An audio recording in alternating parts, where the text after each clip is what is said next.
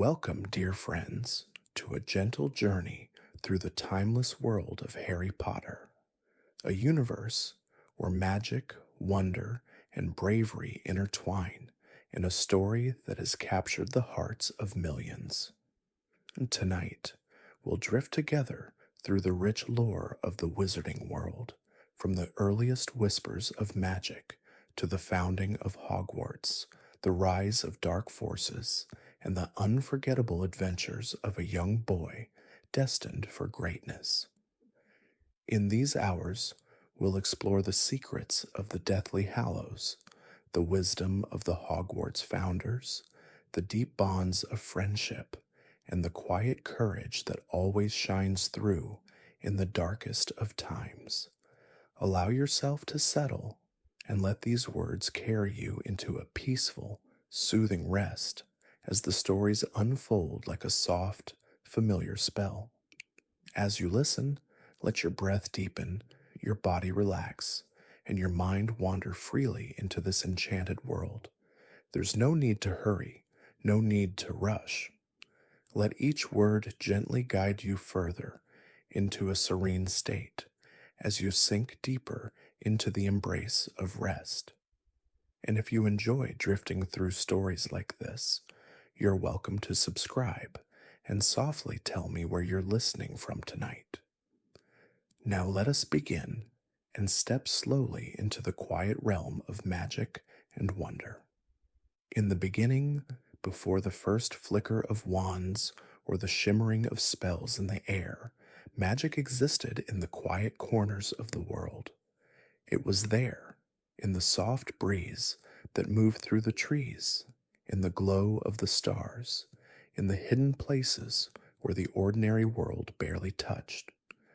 Magic was not something invented. It had always been part of the earth, an ancient pulse beneath the soil, and in the hearts of those who could feel its presence. At first, magic was a secret known only to a few, whispered among those who could see the world in a different way.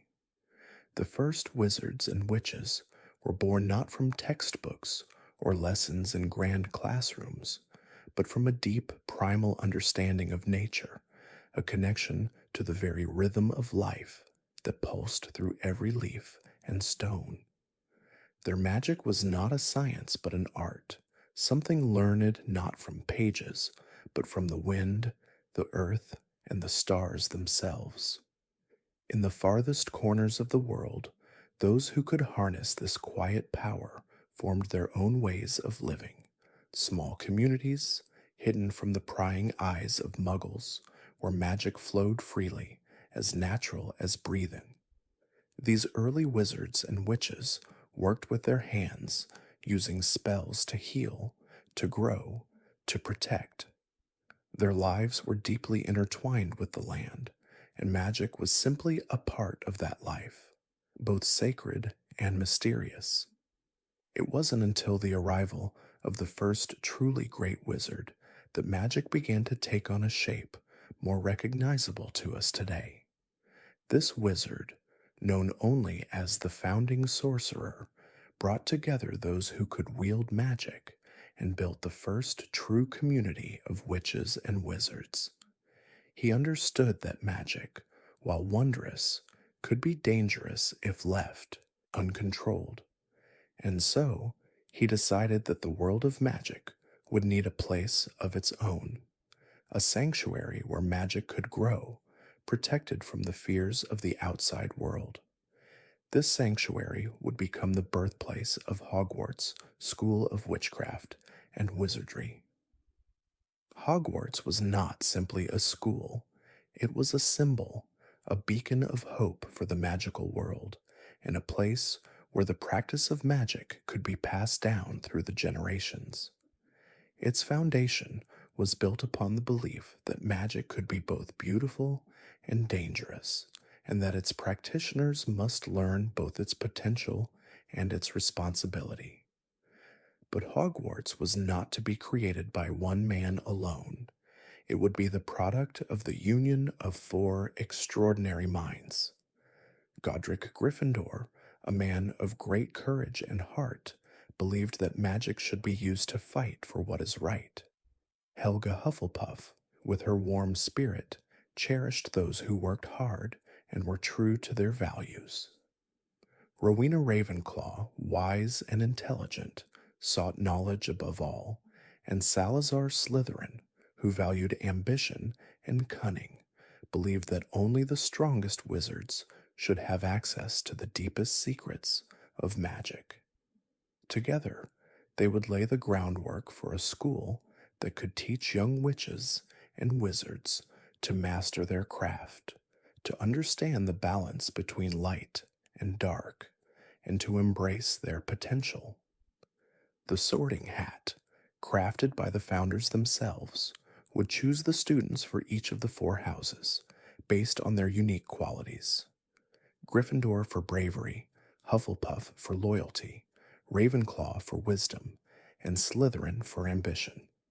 The story of Hogwarts is not simply a tale of stone and mortar, of towers and classrooms. It is a story of the hearts and minds of four remarkable wizards and witches, each one of them leaving a legacy that would shape the very foundation of the magical world. Their ideals and their dreams for magic were not mere wishes. They were woven into the very fabric of the school, guiding generations of witches and wizards who would walk its halls. The founders of Hogwarts were more than just builders of a school. They were the architects of a vision, one that would live on for centuries. At the forefront of this vision was Godric Gryffindor. Brave, bold, and always willing to stand for what was right, Gryffindor believed that magic should be used to defend others, to protect the weak, and to fight against the darkness. His heart was pure, and his courage boundless. It was said that he could face any danger without fear, and his reputation for bravery spread far and wide. But for all his strength and valor, Gryffindor's greatest trait was his unwavering belief in the importance of standing together. He saw the world not as a place of competition, but as one of unity, where bravery and kindness should go hand in hand. Gryffindor's house would come to represent those who showed courage, daring, and chivalry. His students were always ready to leap into action, to face the unknown without hesitation, to stand up for what they believed in, no matter the cost. His emblem, the lion, stood tall and proud, symbolizing the strength and heart of his ideals.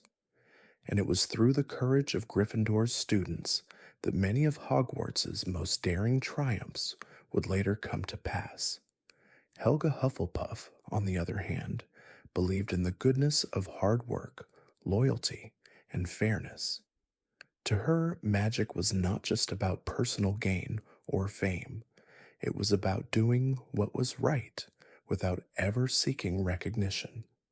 She valued kindness and humility above all, and it was her nurturing spirit that laid the foundation for the House of Hufflepuff.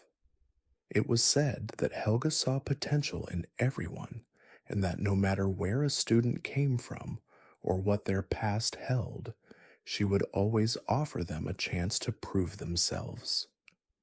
To her, it was not the bloodline or the history that mattered. It was the heart, the willingness to work together, and the desire to be kind that truly defined a person. The emblem of Hufflepuff, the badger, was a symbol of resilience and determination, a quiet strength that never gave up. Hufflepuff's house would become home to those who valued loyalty, who showed patience, and who believed in the importance of teamwork and fairness. It was in this house that students learned that being kind did not mean being weak. It meant being strong in ways that were often unseen, but always powerful. Rowena Ravenclaw, the brilliant and wise founder, believed that knowledge was the greatest form of magic. To her, the pursuit of learning and wisdom was the ultimate expression of power. She did not see magic as something to be used for personal gain, but as a tool for understanding the world, for expanding the mind, and for discovering the truths that lay hidden in the shadows. Her students were those who were curious, who sought knowledge for its own sake, and who were always asking, why? Ravenclaw's house would become the home of the inquisitive, the intelligent, and the philosophical.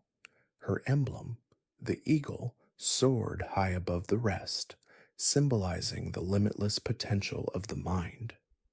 In Ravenclaw's house, students learned that wisdom was not just about book knowledge, it was about thinking critically, questioning the world around them, and seeking truth in all things. It was the Ravenclaw students who would go on to become the great scholars, inventors, and thinkers of the wizarding world, their intellectual curiosity propelling them toward discoveries that would change the course of magic forever. Then there was Salazar Slytherin, the ambitious and cunning founder who believed that only the strongest wizards should wield the most powerful magic. To him, magic was a tool of strength, and those who possessed the greatest abilities should be the ones to shape the future. Slytherin believed in the importance of ambition, of striving to be the best, and of using one's talents to rise to the top. He did not believe in waiting for the world to change. He believed in changing it himself, and that those with the drive and determination to do so should be the ones to lead. Slytherin's house became a place for those who were driven, ambitious, and willing to do whatever it took to achieve greatness. His emblem, the serpent, coiled with intent, symbolized the power of cunning and the pursuit of one's goals. In Slytherin's house, students learned that ambition could be a powerful force, but that it also had the potential to lead one down dangerous paths if not kept in check. It was in Slytherin's house that the lines between right and wrong were often blurred, where students learned to balance their ambitions with the cost of their actions. Each of the founders had a vision, and each house became a reflection of that vision. The founders were not just educators, they were creators, shaping the very soul of the wizarding world through their beliefs, their values, and their students. And though their time at Hogwarts would eventually come to an end, their legacy would never fade. The house system, the sorting hat, and the very ideals they fought for would continue to guide future generations, long after they had passed from the world. But the founders were not without their differences. As much as they shared a dream for Hogwarts, their conflicting ideals eventually led to tensions. Salazar Slytherin, ever the idealist, came to believe that the school should only admit pure-blood witches and wizards, those whose magical lineage was without question. His views were not shared by the other three founders, and eventually he withdrew from the school, leaving behind a bitter legacy that would echo through the centuries. The tale of the founders is not just one of magic, it is one of vision, of dreams, and of the quiet tensions that arise when ideals clash. It is the story of a school born from the hearts of four extraordinary individuals, each with their own view of what magic could be. And while Hogwarts would stand for centuries to come, its heart, its soul, was always shaped by the founders, their dreams, and the students they inspired. The Sorting Hat is more than just a magical object. It is a living memory of the four founders of Hogwarts, and its wisdom has shaped the lives of generations of witches and wizards. When it first came into being, crafted by the founders themselves, it was intended not only to divide students into their houses, but to carry with it the essence of each founder's ideals. It is said that when the sorting hat is placed upon a student's head, it sees into the depths of their soul, understanding their heart, their mind, and their true potential. The sorting hat was not always the impartial and wise figure that it is now. In its early days, the hat was filled with the passions, ambitions, and desires of the four founders. At first, it struggled with the task of choosing which students should belong to which house. The decision was not a simple one, for each house embodied a different value, a different perspective on magic. Gryffindor's bravery, Hufflepuff's loyalty, Ravenclaw's wisdom, and Slytherin's ambition, each of these ideals was strong, and each of the founders believed their house represented the best of what Hogwarts could offer. But over time, the sorting hat grew wiser. It learned not just to see into the heart of each student, but to understand how to balance those ideals. The hat could see what was hidden within a person, those quiet desires, those fears and dreams, and it would gently guide them toward the house that could help them grow. It was not a decision made lightly, for the sorting hat understood that each choice would shape the student's future. And so, the sorting hat would settle upon each new student's head, its brim whispering softly in their ear as it probed their heart and mind. The decision, while final, was never rushed. The hat would sometimes linger, contemplating deeply before making its choice. The students, young and eager, would wait, their hearts beating faster with anticipation, as the hat finally spoke, declaring their house with a voice that echoed through the chamber. For those who were placed into Gryffindor, the words of the sorting hat would ring with the promise of bravery and courage. Gryffindor House became a place for those who were not afraid to stand up for what was right, no matter the danger. These students, with their hearts full of fire and their spirits full of daring, would grow into the leaders of tomorrow, the ones who would face the world's greatest challenges head on, never turning away from the fight. The emblem of Gryffindor, the lion, was not just a symbol of strength, it was a reminder that courage came in many forms. There was the courage to speak out, the courage to protect, and the courage to make the difficult choices when others faltered. Gryffindors were the ones who would never back down, who would fight for their friends, for justice, and for the greater good. It was in Gryffindor's house that students would discover that true bravery is not the absence of fear, but the willingness to act in spite of it. For those who were placed into Hufflepuff, the words of the sorting hat were a promise of loyalty, fairness, and hard work. Hufflepuff House was a place for those who valued the quiet strength of kindness, the power of patience, and the beauty of friendship. These students, though perhaps not as bold as Gryffindors or as driven as Slytherins, had a different kind of courage, the courage to be steady, to show up when others faltered, and to do what was right, even when no one was watching. The emblem of Hufflepuff, the badger, symbolized the unshakable resilience and dedication of its students. Hufflepuffs were known for their unwavering loyalty, for their willingness to lend a hand, and for their quiet determination to make the world a better place. They were the ones who would always put others first, who would work tirelessly behind the scenes to make sure that everything ran smoothly. And though they might never seek the spotlight, it was the Hufflepuffs who were often the glue that held Hogwarts together, the ones who made sure that no one was ever left behind.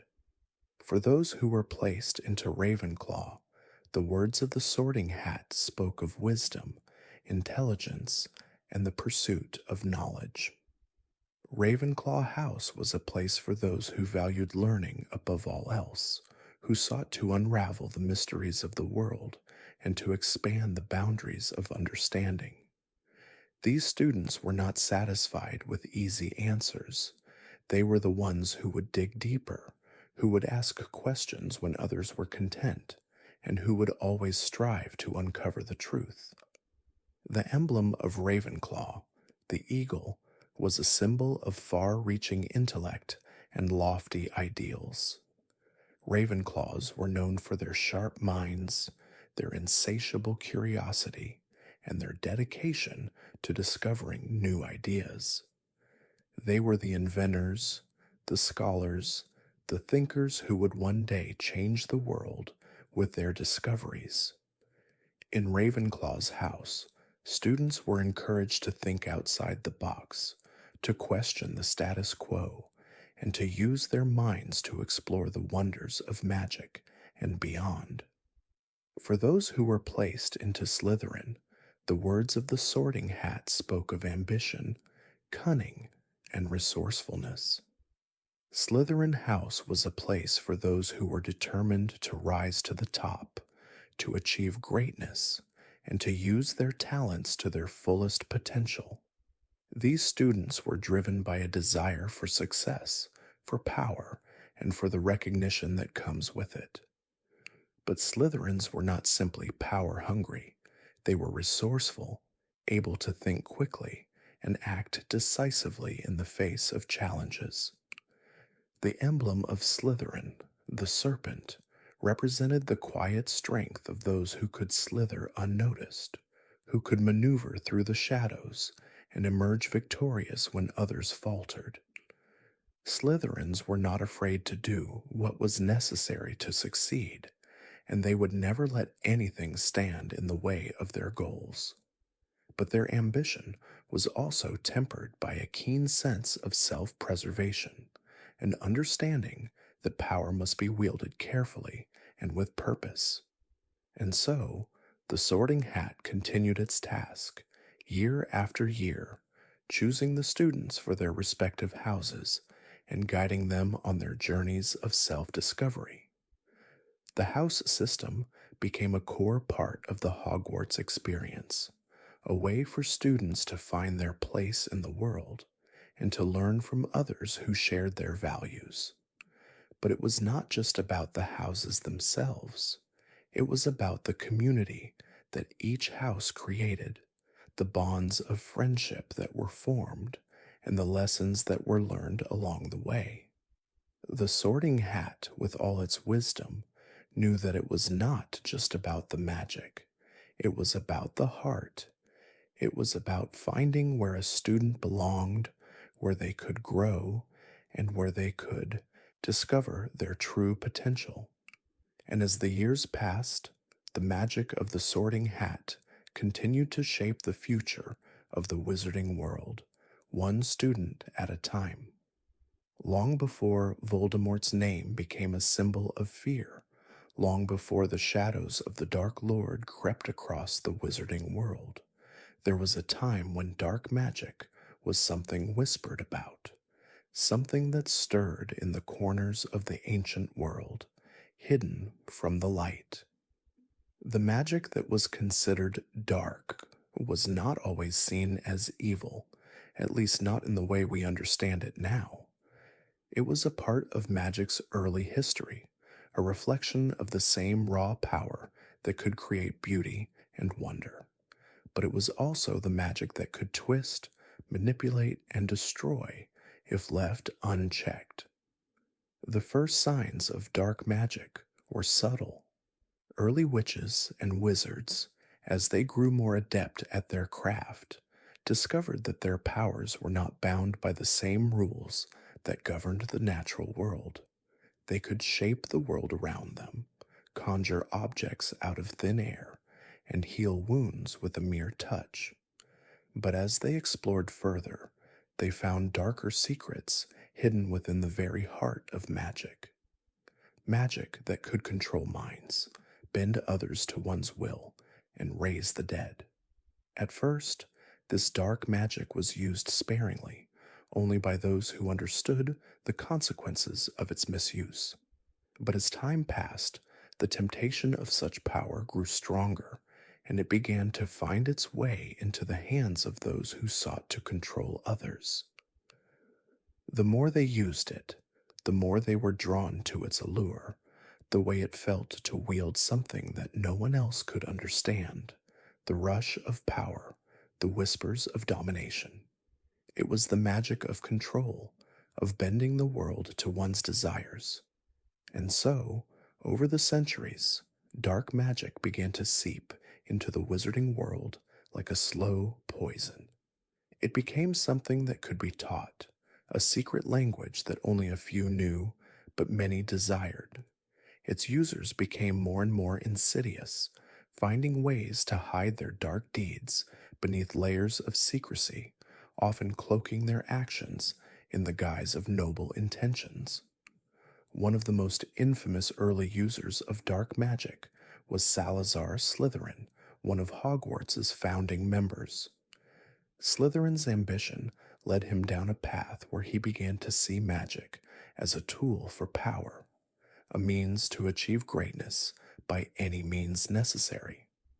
Over time, his desire for control grew, and he sought to teach his followers the darker, more dangerous forms of magic, believing that only pure-blood wizards had the right to wield such power. This belief would form the foundation for the darkness that would later rise in the wizarding world, long after Slytherin's time. Slytherin's descent into dark magic was not immediately apparent to the other founders, and at first they trusted his judgment. But as his teachings grew more extreme, the divide between him and the others widened. It was his belief in pure blood supremacy that led to the eventual rift that saw him leave Hogwarts, a place he had once helped create. His withdrawal did not, however, stop the spread of dark magic. It simply pushed it further into the shadows, where it would grow unnoticed for years to come. The most dangerous magic, however, was not necessarily the magic that could control minds or raise the dead. It was the magic that could consume the soul, the magic that could change a person, twisting their very essence until they were unrecognizable. This was the kind of magic that would later be known as the magic of Horcruxes, the dark art of splitting one's soul to preserve oneself, making it impossible for death to claim them. This kind of magic was not for the faint of heart, nor was it something that most wizards and witches would ever consider. It required not only immense magical power, but also the willingness to sacrifice everything that made one human.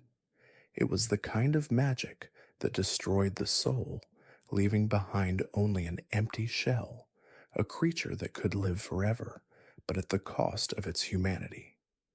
The first person to truly grasp the potential of this dark magic was Tom Riddle, a student at Hogwarts who would later become Lord Voldemort. From an early age, Riddle displayed an unnatural aptitude for magic, a coldness in his heart that set him apart from others. He was ambitious, cunning, and above all, determined to rise to power, no matter the cost. It was during his time at Hogwarts that he began to discover the darker secrets hidden within the walls of the castle, secrets that would lead him down a path from which he could never return. Riddle's interest in dark magic grew stronger as he learned more about the wizarding world and its history. He found ancient texts, old books filled with forbidden spells, and even the remnants of dark artifacts that had been left behind by those who had sought to harness such power. It was through these dark studies that Riddle discovered the secret of Horcruxes, the ability to split his soul, to live forever, and to control his fate. But this was a dangerous path, one that would require him to sacrifice his humanity and his very soul. As Riddle grew older, he became more and more obsessed with this power. He began to manipulate those around him, using his charisma and his magical abilities to control and deceive. He recruited followers, the first Death Eaters, and together they spread a message of pure blood supremacy, of domination, and of a world where only the strongest and the most powerful would survive. It was a vision built on fear, on the belief that magic was a tool for control, and that those who wielded it had the right to rule over all others. But Riddle's rise to power was not without its challenges. As he gained followers, so too did he make enemies. There were those in the wizarding world who saw the danger in his actions, who knew that his vision for the future would lead to destruction, and so the first war began, the first battle between those who sought to protect the peaceful way of life and those who sought to bend the world to their will. It was during this time that the Order of the Phoenix was born, a secret group of witches and wizards dedicated to fighting against Voldemort and his followers. Led by those who believed in equality, in the values of friendship and loyalty, the Order stood as a beacon of hope in a world threatened by darkness. But despite their efforts, Voldemort's power grew stronger, and his followers spread like wildfire. As Voldemort's reign of terror grew, so too did the darkness that enveloped the wizarding world. It was a time of fear, of secrecy, and of loss. Families were torn apart, lives were destroyed, and the very soul of the magical world seemed to wither beneath the weight of Voldemort's hatred. The rise of dark magic was not just a rise of power, it was the birth of a new kind of terror, one that threatened to consume everything in its path. But even in the darkest of times, there was hope. For as Voldemort's power grew, so too did the resistance. The fight between light and dark, between good and evil, was far from over, and the battle for the soul of the wizarding world had only just begun. Among the many legends that fill the halls of Hogwarts, there is one that stands out, one of mischief, adventure, and loyalty. It is the story of four boys whose friendship would shape not only their own futures, but the very fate of the wizarding world. They were known as the Marauders, a group that included James Potter, Sirius Black, Remus Lupin, and Peter Pettigrew. Their bond was unbreakable, their courage unwavering, and their love for one another, though sometimes tested, would endure through the darkest of times. James Potter, the self-assured, often brash leader of the group, was the embodiment of Gryffindor bravery. From the moment he set foot in Hogwarts, he was determined to leave a mark on the world. Tall, handsome, and full of charm, James quickly made a name for himself as both a prankster and a protector. His confidence was contagious, and he had a knack for making friends wherever he went. Yet beneath his bold exterior, there was a deep sense of loyalty to those he loved, a loyalty that would prove to be his greatest strength. Sirius Black, James's closest friend, was as daring as he was rebellious. He came from one of the most notorious pure-blood families, the Blacks, who were known for their strict adherence to blood purity and their disdain for muggles. But Sirius, from a young age, rejected these ideals. His heart was too large for such narrow beliefs, and he quickly found a family of his own in his friends. With his sharp wit and sharp tongue, Sirius was never afraid to speak his mind or challenge authority. His rebellious nature often led to trouble, but it also made him one of the most beloved and feared students at Hogwarts. Remus Lupin, the quiet, thoughtful one of the group, was a kind and empathetic soul. He was a true Ravenclaw at heart, valuing wisdom and introspections above all else. But Remus carried a secret that would change the course of his life forever. He was a werewolf, cursed to transform under the full moon, an affliction that led to his isolation. Yet despite this, Remus never let his condition define him. His friends stood by him, and together they created a plan to ensure that Remus could still live his life with some sense of normalcy, using their magical skills to transform into animagi, witches and wizards who could turn into animals at will. And then there was Peter Pettigrew, the least known and often overlooked member of the Marauders.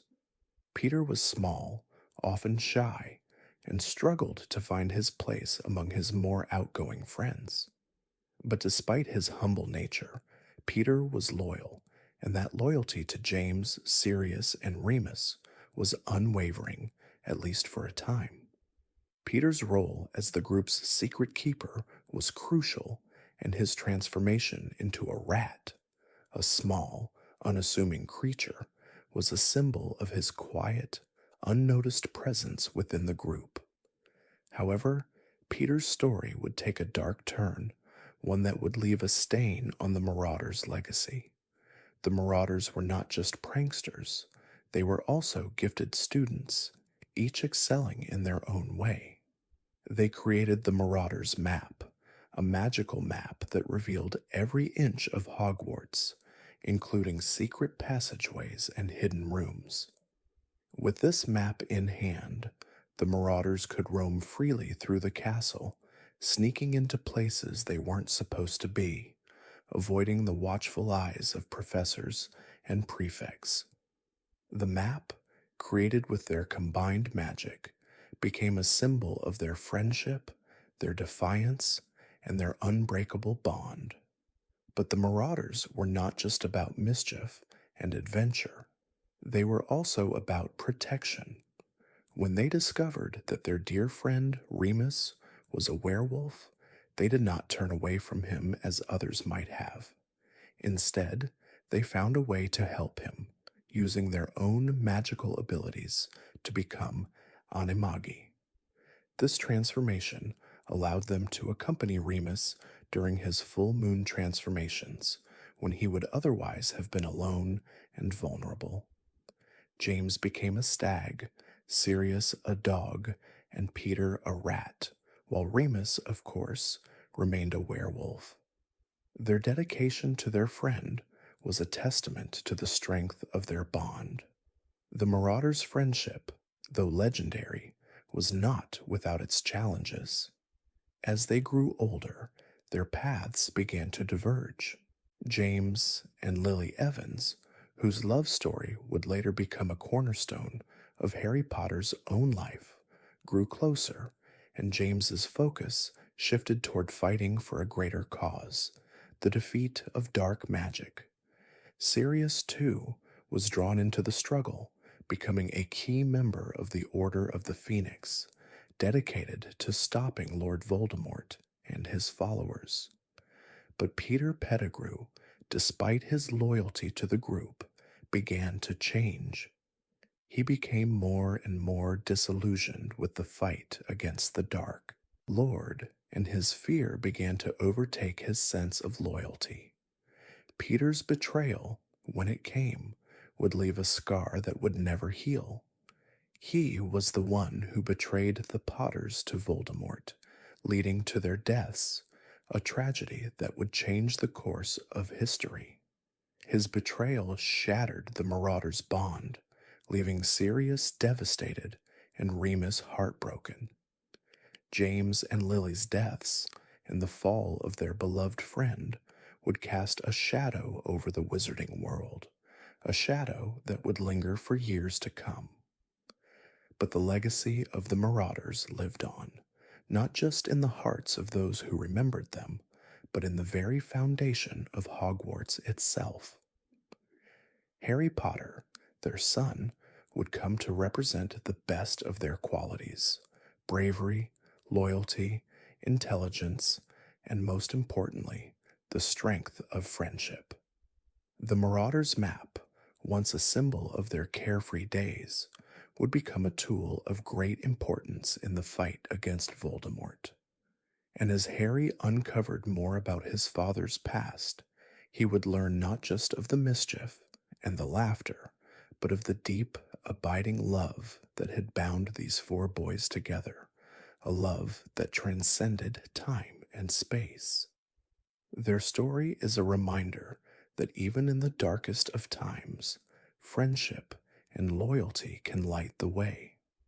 The Marauders may have been mischief makers, but their hearts were true, and their sacrifices would never be forgotten. They were more than just students at Hogwarts. They were heroes in their own quiet, courageous way. Before the name Voldemort struck terror into the hearts of witches and wizards across the world, before it became synonymous with fear, death, and darkness, there was a boy, Tom Riddle. He was born to a mother who loved him, though tragically she died while giving birth to him. His father, a wealthy muggle named Tom Riddle Sr., was absent, unaware of the child's existence.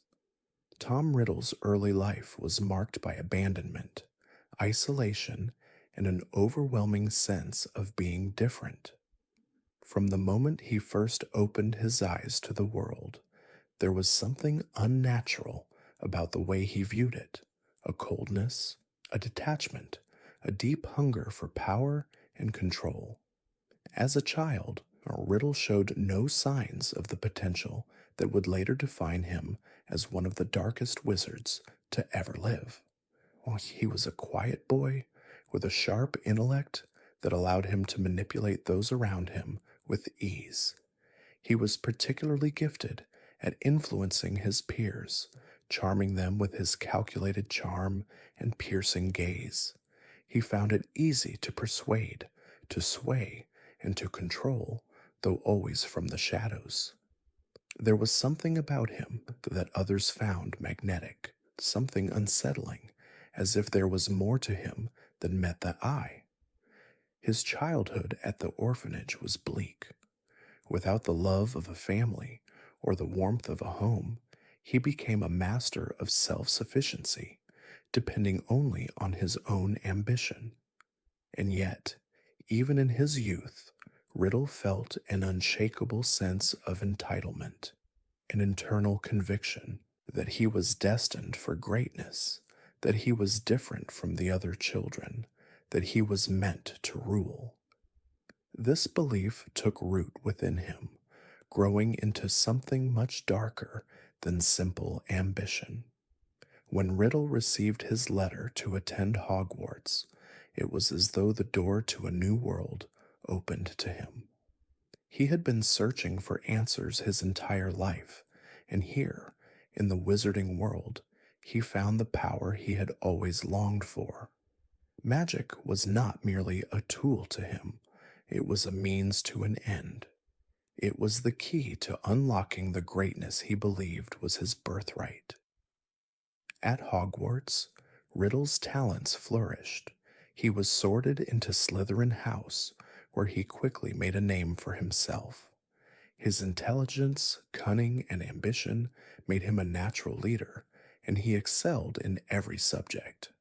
But as he rose through the ranks, it became clear that there was something far more dangerous lurking within him. His charisma, which had once drawn people to him, was now wielded as a weapon, manipulating, controlling, and bending others to his will. Riddle's desire for immortality became an obsession. He began to study the darkest of magic, seeking out knowledge that had been long forgotten, knowledge that was considered forbidden by even the most powerful wizards. His fascination with the dark arts led him to the discovery of the Horcrux, a dark and twisted magic that allowed a person to split their soul and hide a piece of it in a physical object, thus making them immortal. Riddle's mind, already twisted by his obsession with power, saw this as the ultimate means to achieve his goal, to conquer death itself. In his quest for immortality, Riddle's transformation into Voldemort began to take shape. He no longer saw himself as Tom Riddle. He saw himself as something greater, something beyond human. His obsession with his own greatness led him to sever the ties that bound him to the past, and he began to discard his former identity, replacing it with something dark and terrifying. The name Tom Riddle would eventually be cast aside. He would no longer be bound by the limitations of his birth or the weakness of his Muggle heritage. Voldemort, the name he chose for himself, symbolized his new identity, one that was cold, cruel, and void of any trace of humanity. He was no longer just a wizard. He was something darker, something more powerful, and something that would change the wizarding world forever. The rise of Voldemort was not immediate. It was slow, methodical, and insidious. He began to gather followers, wizards and witches, who shared his beliefs in pure blood supremacy, who saw the world as a place where only the strongest should survive. These followers, known as the Death Eaters, became Voldemort's loyal servants, willing to carry out his every command, no matter how vile or unforgivable. But as Voldemort's power grew, so too did the resistance against him. The wizarding world had already been divided. There were those who believed in equality in a world where muggles and wizards could live in harmony, and there were those who followed Voldemort's ideology of blood purity. The struggle between these two forces would define the years to come. It was during this time that a group of brave wizards and witches, led by Albus Dumbledore, formed the Order of the Phoenix. Their goal was simple: to stop Voldemort and protect the wizarding world from the terror he sought to unleash. But despite their efforts, Voldemort's power was overwhelming. He struck fear into the hearts of all who opposed him, and his reign of terror spread quickly. Yet even in the face of darkness, there was still hope, for as Voldemort sought to tear the wizarding world apart, the forces of good were beginning to rally, to stand together against the terror that threatened to consume them. It was in this time of rising darkness that a boy, born to parents who were part of the resistance, would one day become the key to Voldemort's downfall. But that story, Harry Potter's story, was not yet written. The birth of Voldemort, the rise of dark magic, and the spreading of fear were only the beginning. The true battle between good and evil, between light and dark, was still ahead.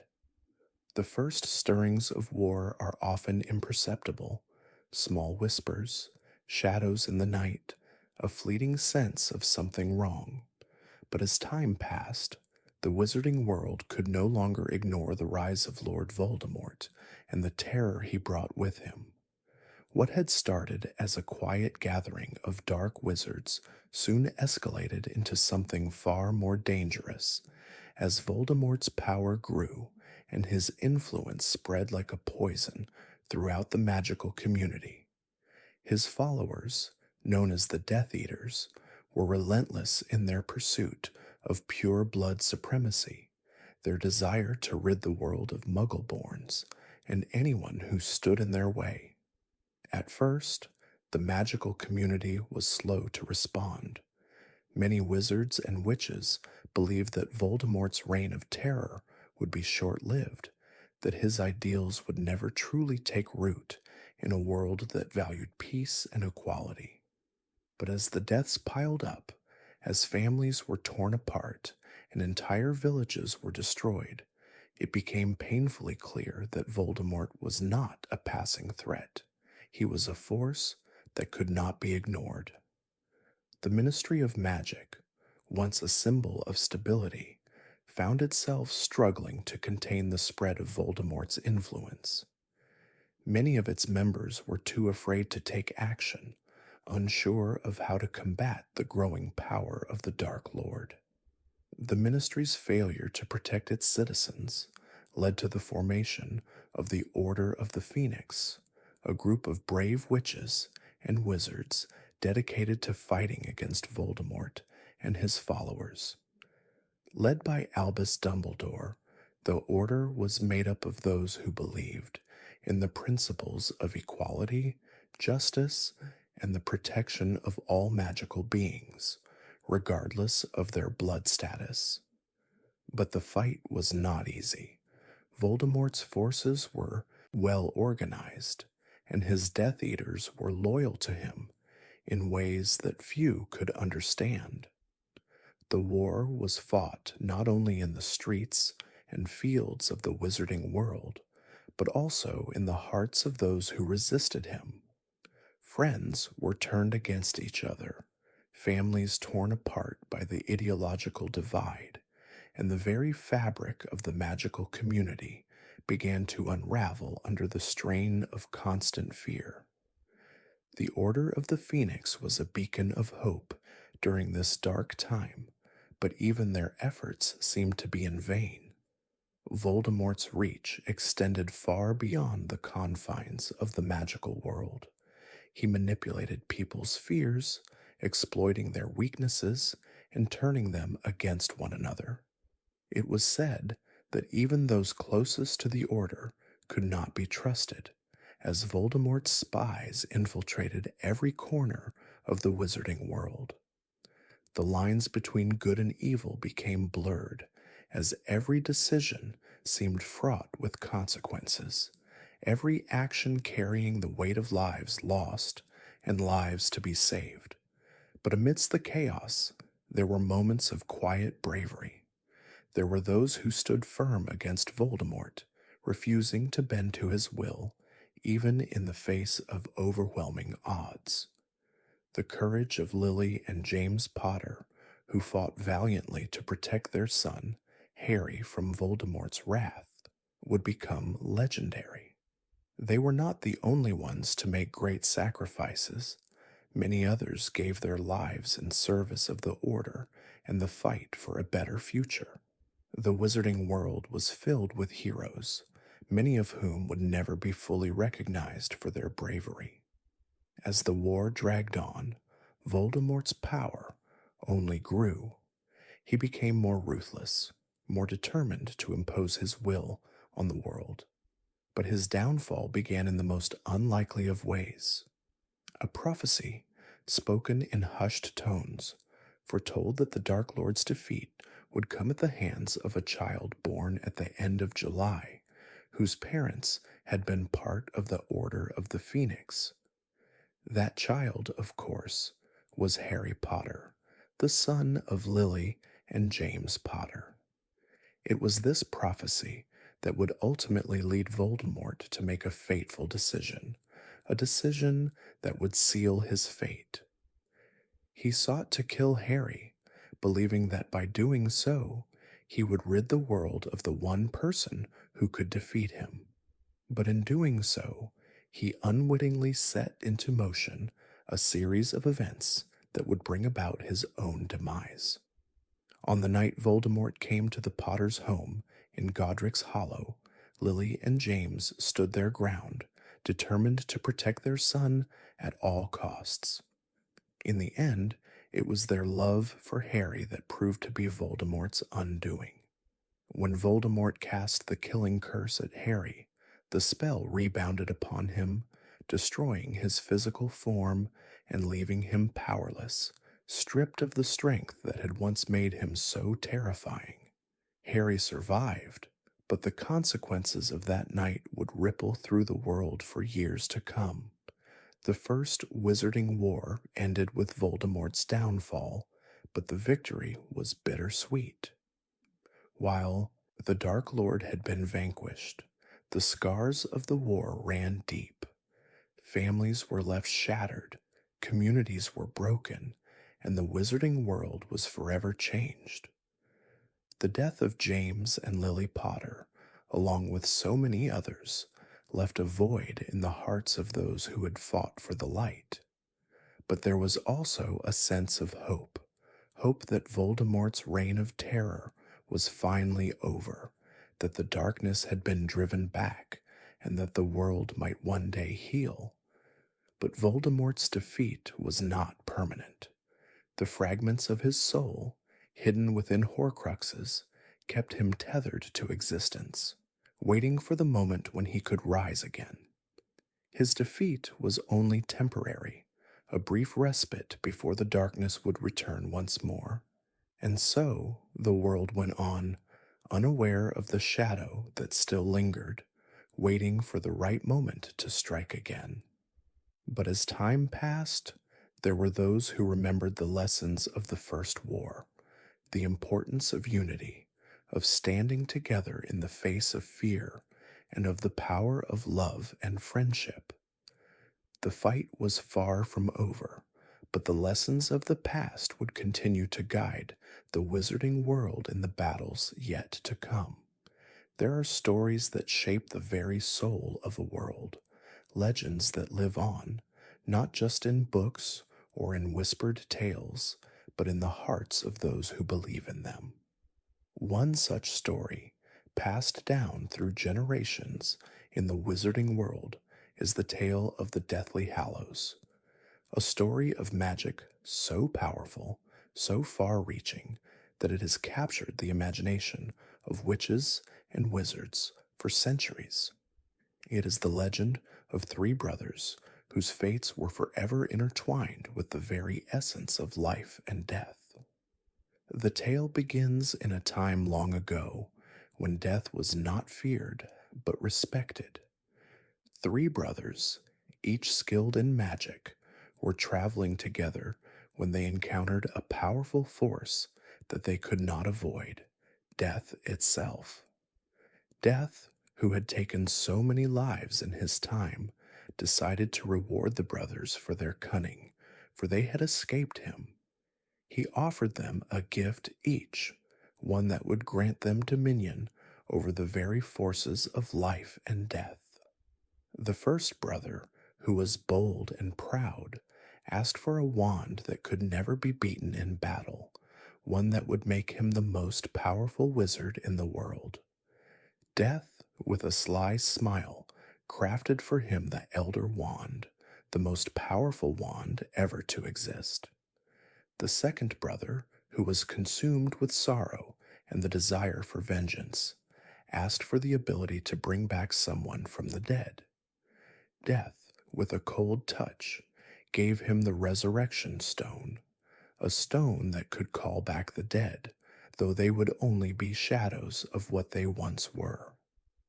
The third brother, who was wise and humble, asked for something to protect him from death itself, something that would allow him to pass through life untouched by the specter of mortality. Death, in his deepest wisdom, gave him the invisibility cloak, a cloak that would shield him from the gaze of death, allowing him to live peacefully until his time came. Each of the brothers received their gift, and though they were pleased, their fates would be sealed by their choices.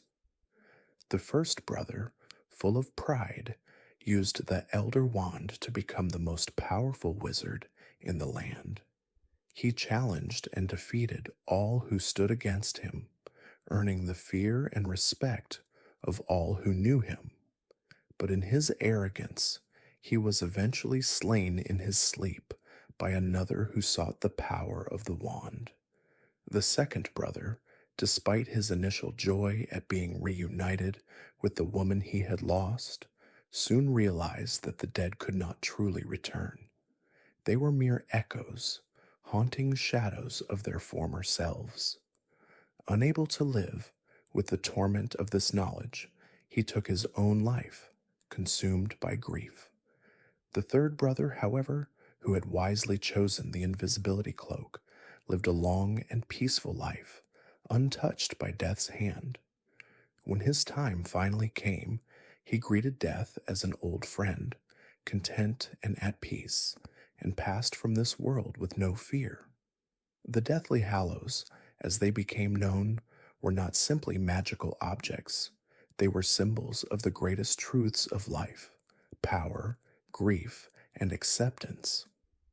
The legend of the three brothers, though tragic, carried with it a lesson that would echo through the ages: that there is no greater power than the acceptance of mortality, and that the pursuit of power, if unchecked, will ultimately lead to destruction. But the Hallows did not fade into myth. The Elder Wand, the Resurrection Stone, and the Invisibility Cloak were passed down through the centuries, each finding its way into the hands of those who sought them, who believed that they could unlock the secrets of death itself. The story of the Hallows became a secret, a hidden legend passed down through whispers and rumors until it was almost forgotten. It was said that the Hallows were not meant to be found, that their power was too great, too dangerous for any one person to possess. But as with all powerful things, the Hallows could not be ignored forever. Their legend persisted, and their magic began to stir once more.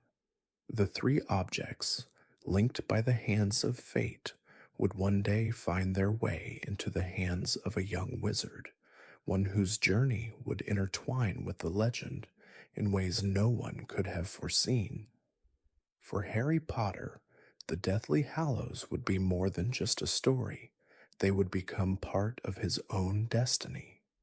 The Elder Wand, the Resurrection Stone, and the Invisibility Cloak each played a crucial role in the fight against Voldemort, and each had a lesson to teach him about power, death, and sacrifice. The Invisibility Cloak, was passed down through generations, had already been in Harry's possession since his father's death. It had been a gift to his family, and it protected him in countless moments of danger. It was a symbol of the love his parents had for him, and it shielded him from death in a way that nothing else could. The Resurrection Stone, though, was more complicated. Harry found it at a time when he was grappling with loss, with the deaths of his loved ones, and the temptation to use it to bring them back was overwhelming. But in the end, so Harry understood the lesson the stone held. Those who have passed cannot return, and true peace comes from letting go.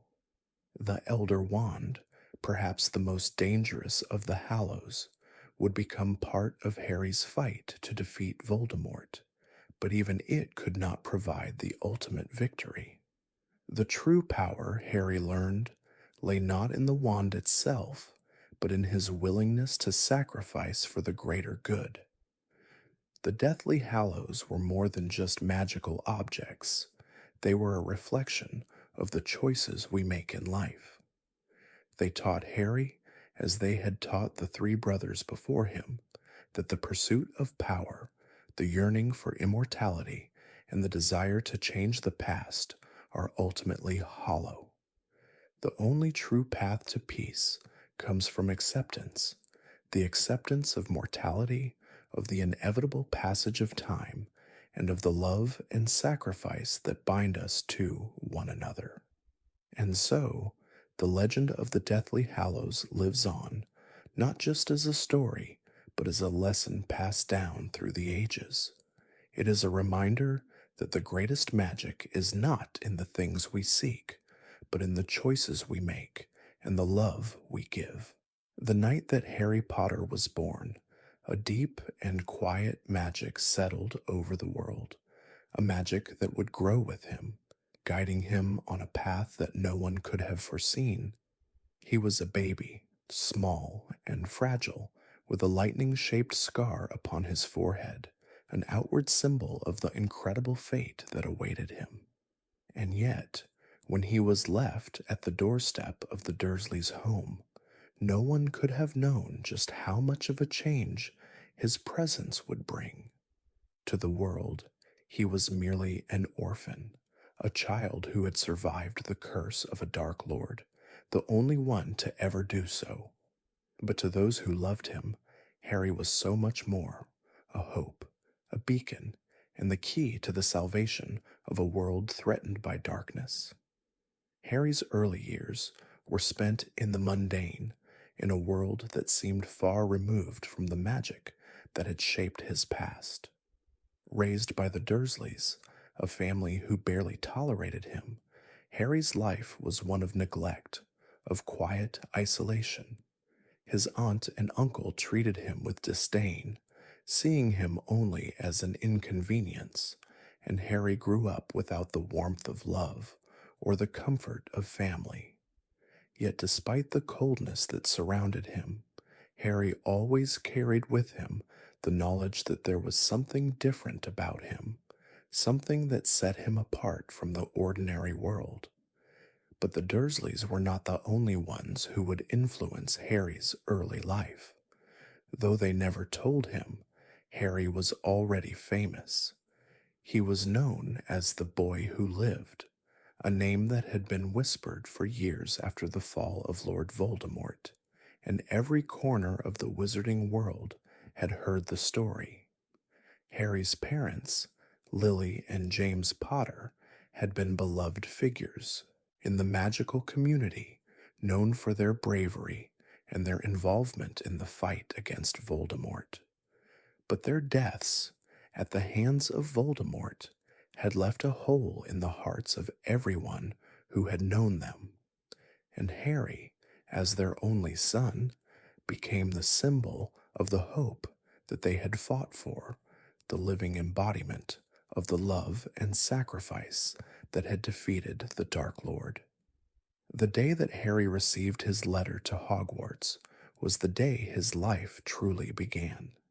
For the first time, he learned of the world from which he came, a world of magic, of creatures, and of wonders beyond imagination. The letter, delivered by an owl, was not just an invitation.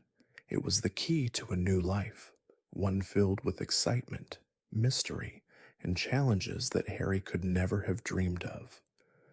The world of magic was waiting for him, and Harry, though hesitant at first, soon found himself drawn to it, as if it were calling him home.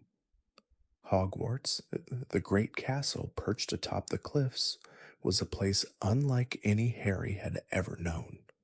It was a world where magic was real, where flying broomsticks and enchanted objects were part of everyday life, and where a deep, ancient history ran through the very walls of the castle. But more than that, it was a place of belonging, a place where Harry would finally be seen, not just as the boy who survived, but as someone who had the potential to shape the future. His first moments at Hogwarts were filled with wonder, as Harry stood on the train, gazing out at the rolling hills and the rising towers of the castle. He felt a sense of peace, something he had never known before. It was as if he were stepping into a world that he had always belonged to, a world where he would no longer be alone. And yet, even in this new world, Harry faced the challenges of being an outsider. He was thrust into a house full of strangers, Gryffindor, and he was unsure of where he fit in, unsure of what role he would play in this new world. But it didn't take long for Harry to find his place. He made friends, first with Ron Weasley, A boy whose family was as warm and welcoming as Harry's own was cold, and Hermione Granger, a girl whose intelligence and determination would become one of Harry's greatest assets. Together, the trio would face the challenges of life at Hogwarts, learning spells, battling monsters, and solving mysteries that no one else could unravel.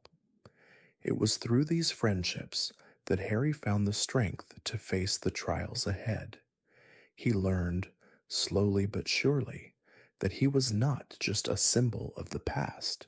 He was a person, a young wizard with the ability to change the world. Hogwarts became Harry's true home, a place where he could escape the coldness of the Dursleys and begin to form his own identity. The castle, with its winding hallways, secret passages, and enchanted rooms, became his sanctuary, and the friends he made there became his family. It was in this place that Harry would learn the true meaning of courage, of friendship, and of love. But Harry's journey at Hogwarts was never just about learning magic, it was about learning who he was. He discovered that the scar on his forehead was not just a mark of the past, it was a connection to the very evil that had once threatened to destroy the wizarding world. It was a link between him and Voldemort, the Dark Lord who had taken everything from him, and whose return to power would shape the fate of the entire world. As Harry grew, so too did his understanding of the role he was meant to play in this great battle between light and dark. Each year at Hogwarts brought new challenges, new discoveries, and new dangers. But Harry never wavered. He faced every obstacle with courage, driven by the memory of his parents, the love they had given him, and the legacy they had left behind. And through it all, Harry never forgot the lessons he had learned in the castle, that true strength comes not from power, but from love, loyalty, and the willingness to fight for what is right.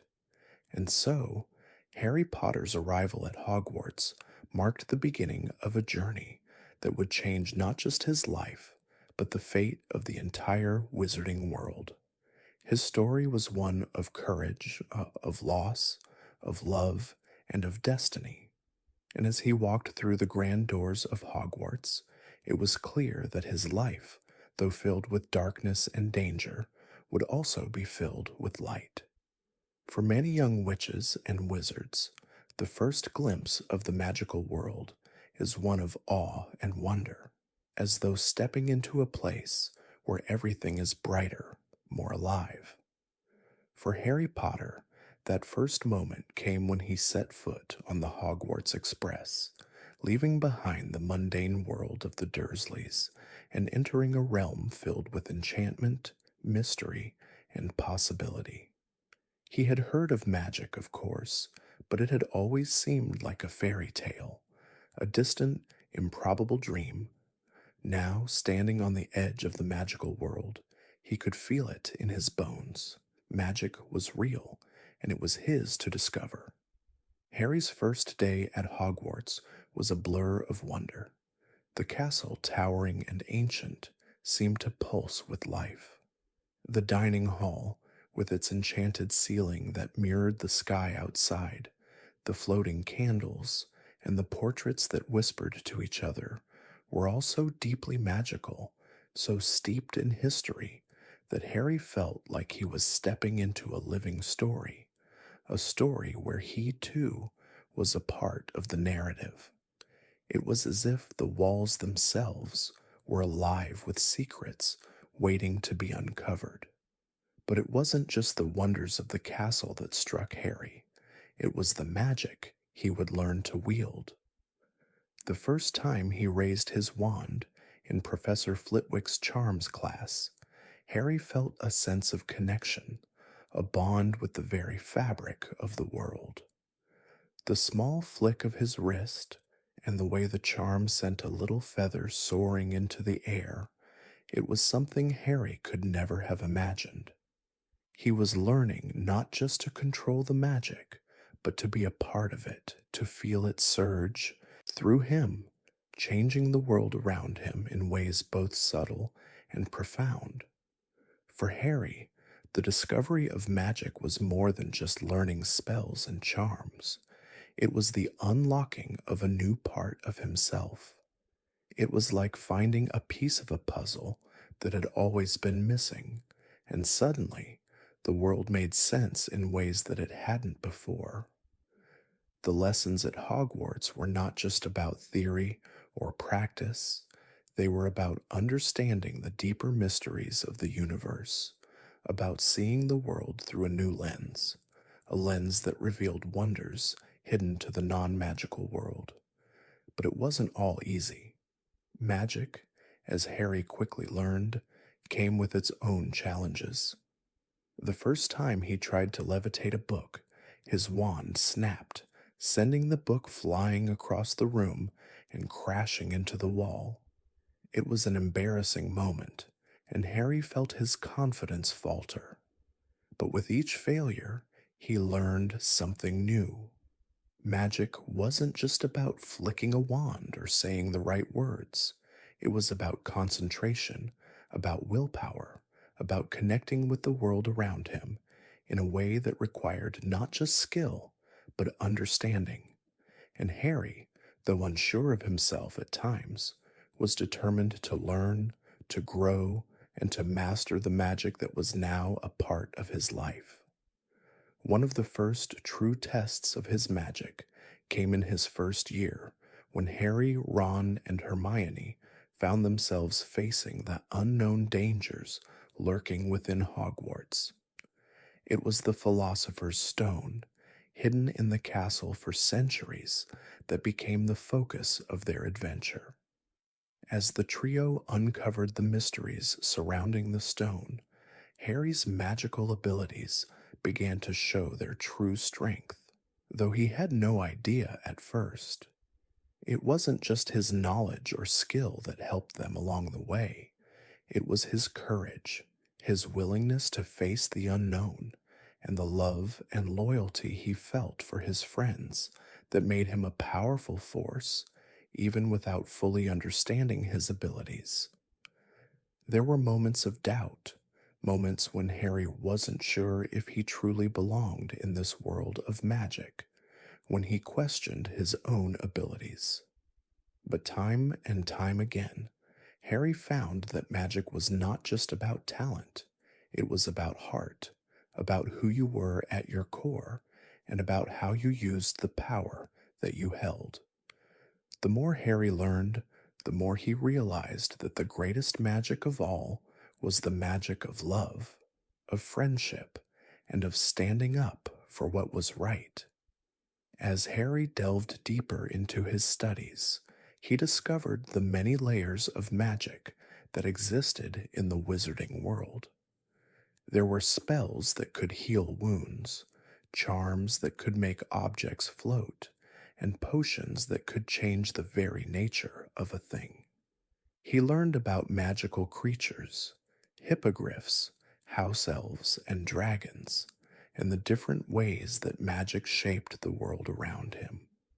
Each subject he studied opened up a new realm of possibility, each lesson bringing him closer to understanding the deeper mysteries of the magical world.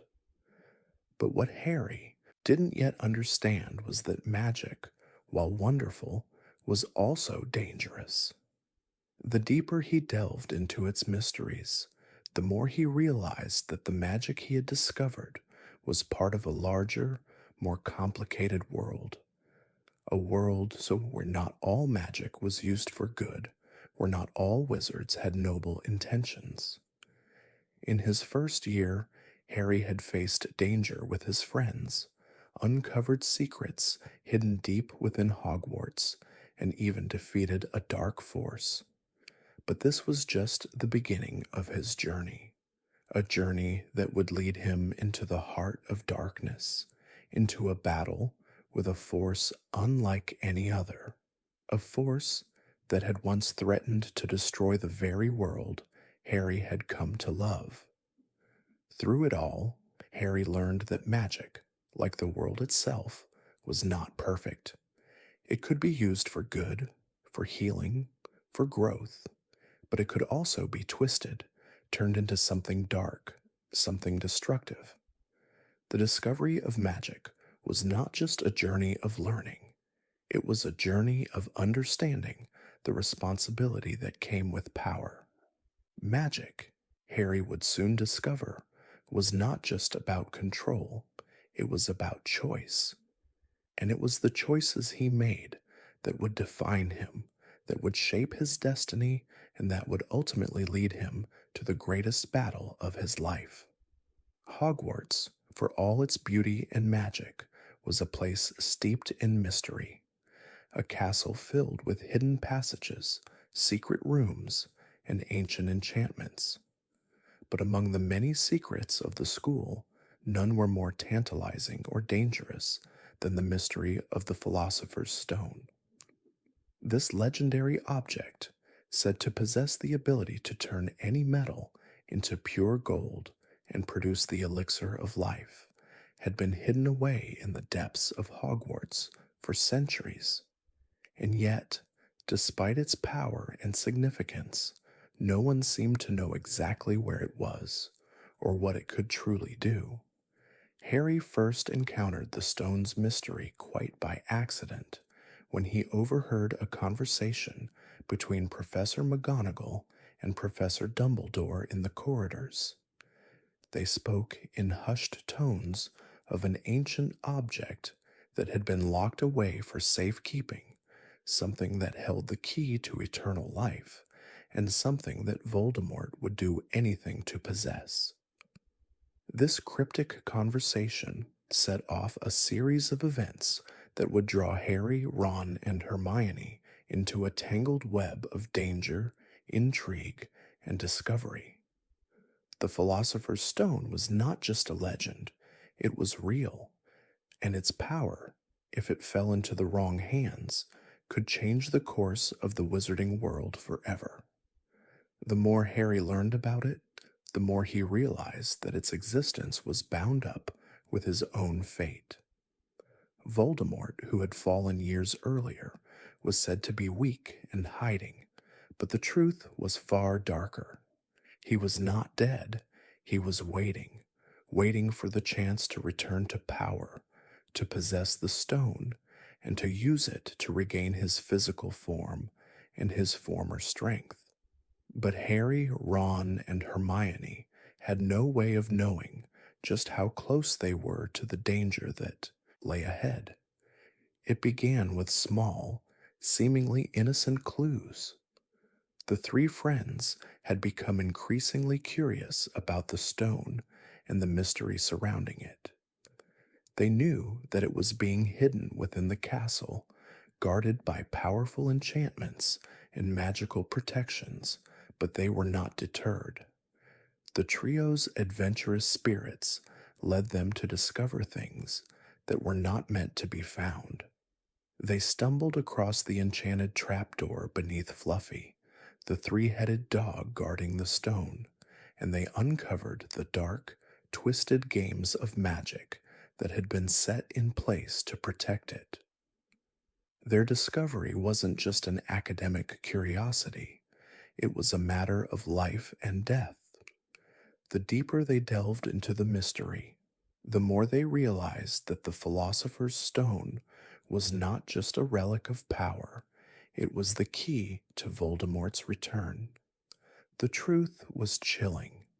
If Voldemort were to regain control of the stone, he would have the power to resurrect himself completely, to once again become the Dark Lord, and to lead the wizarding world into a new era of fear and oppression. In their search for answers, Harry, Ron, and Hermione faced tests of courage and friendship. They navigated a series of perilous challenges, climbing over an enchanted chessboard, solving riddles, and battling through magical traps that only the bravest would dare to face. Each trial was more difficult than the last, and yet their bond of friendship remained unbroken. It was this loyalty to one another that allowed them to succeed where others might have faltered. But despite their best efforts, the trio was unaware of the true depth of the danger they were facing. They had only glimpsed a small part of the larger puzzle, the fact that the stone was not merely a treasure to be won, but a symbol of life and death itself. And it was only when Harry finally came face to face with Professor Quirrell, the Defense Against the Dark Arts teacher, that the full extent of the mystery was revealed. Quirrell, who had seemed so harmless, was revealed to be in league with Voldemort.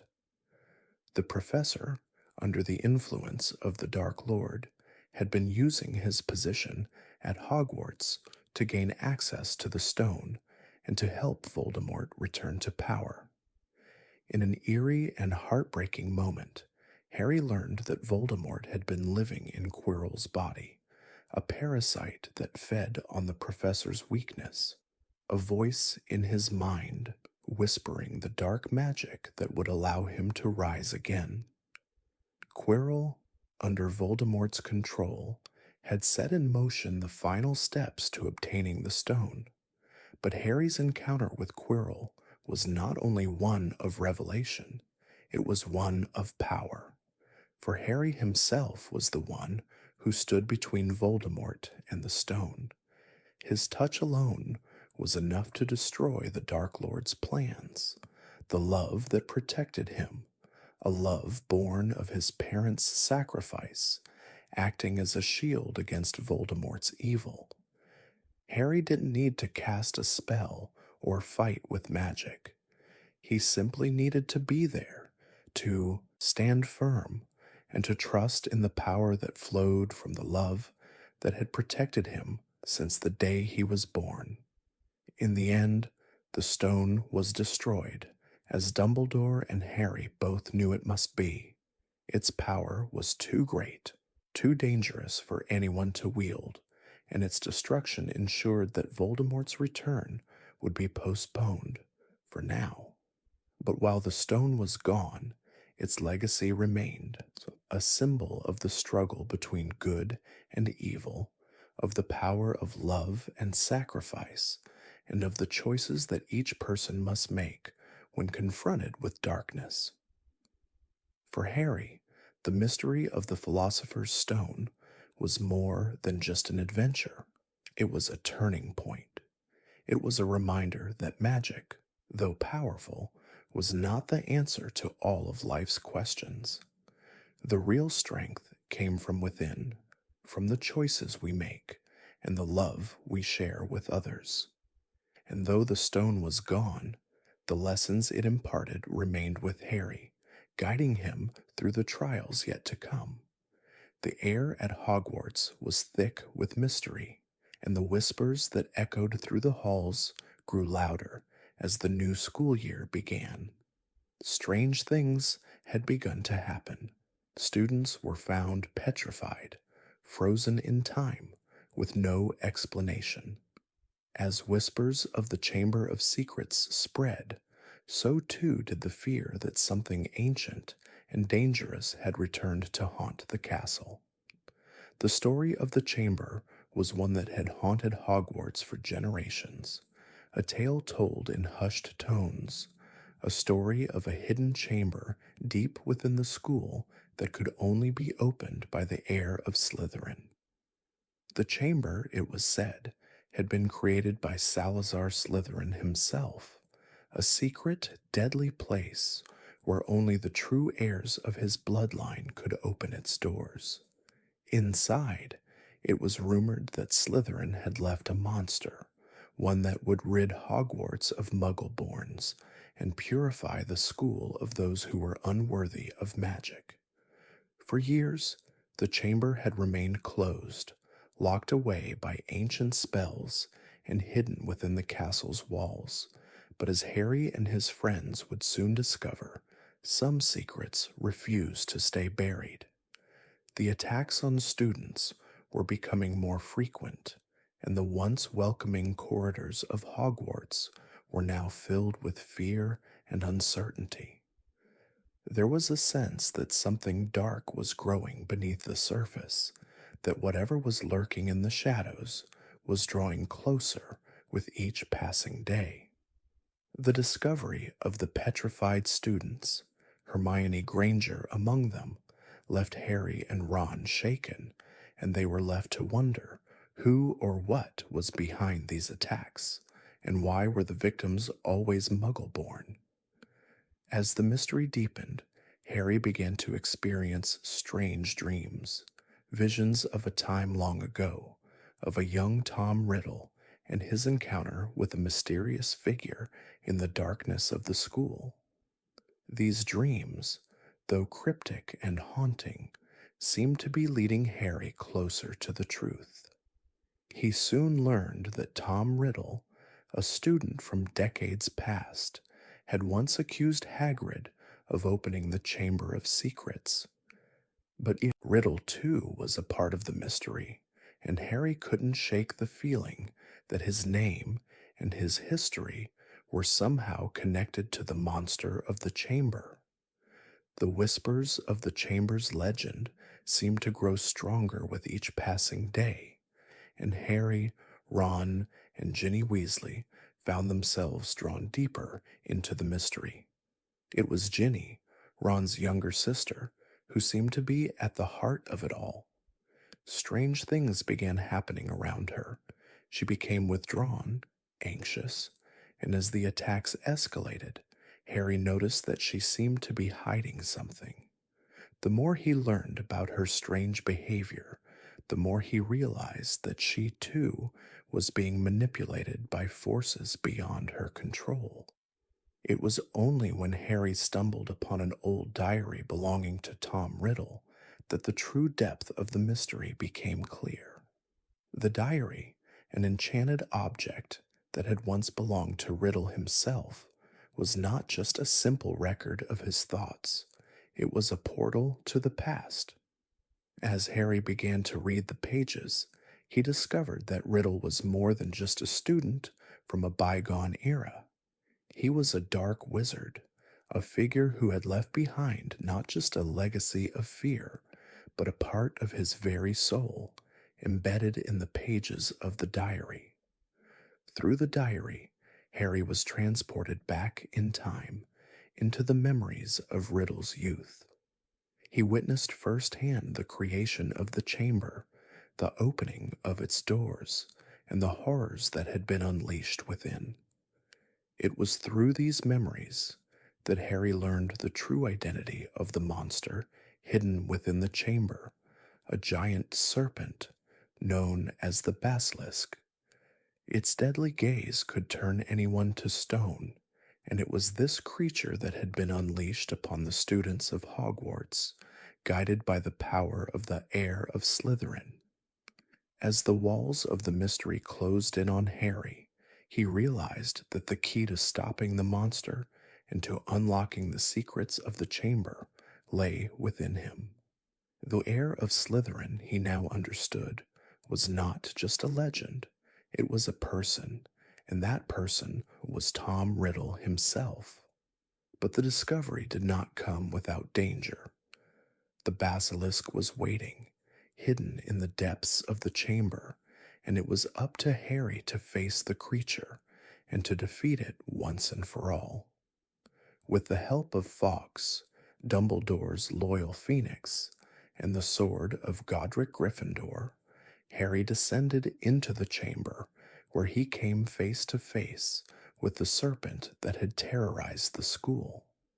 The battle was fierce, with Harry wielding his courage and his wits to outsmart the basilisk, all while learning that his connection to Voldemort, through the shared part of the Dark Lord's soul within him, was not just a curse, but a part of the key to ending the terror. In the end, it was Harry's bravery and the power of love that defeated the serpent and destroyed the diary. As the last of the serpent's venom was eradicated, The danger that had plagued Hogwarts was lifted. Ginny Weasley, freed from the dark magic that had consumed her, was thus saved, and the mystery of the Chamber of Secrets was brought to light. The truth was revealed. The monster in the chamber was not some ancient creature of evil, but a dark force that had been manipulated, controlled, and used for a purpose far darker than anyone could have imagined. But while the immediate threat had been ended, the shadows of the past remained. The mystery of Tom Riddle, of the Horcruxes, and of Voldemort's return to power loomed large over Harry's future. The Chamber of Secrets had been a place of darkness and terror, but it was also a place where Harry had learned the importance of standing up for what is right, no matter the odds. And as he emerged from the depths of the chamber, victorious, Harry knew that the battle was far from over. The fight against Voldemort and the struggle for the soul of the wizarding world would continue, and Harry would be there, standing at the front. The winds of change were blowing through the wizarding world once again. After the events of the Chamber of Secrets, Harry returned to Hogwarts for his third year with a renewed sense of purpose. The summer had been full of confusion and fear. He had learned of Sirius Black, a notorious criminal who had escaped from Azkaban, the most secure wizarding prison in the world. The news was everywhere, and the fear surrounding Black's escape was palpable. For Harry, however, the escape of Sirius Black held more than just the promise of danger. It held a mystery that reached deep into his past. Sirius Black, it was said, had betrayed Harry's parents to Lord Voldemort. He was one of the most dangerous and infamous Death Eaters, responsible for their deaths and for the rise of Voldemort. And now he had escaped from the impenetrable fortress of Azkaban, and everyone believed he was coming after Harry. But Harry, despite his fear, couldn't shake the feeling that there was something more to the story, something that didn't quite add up.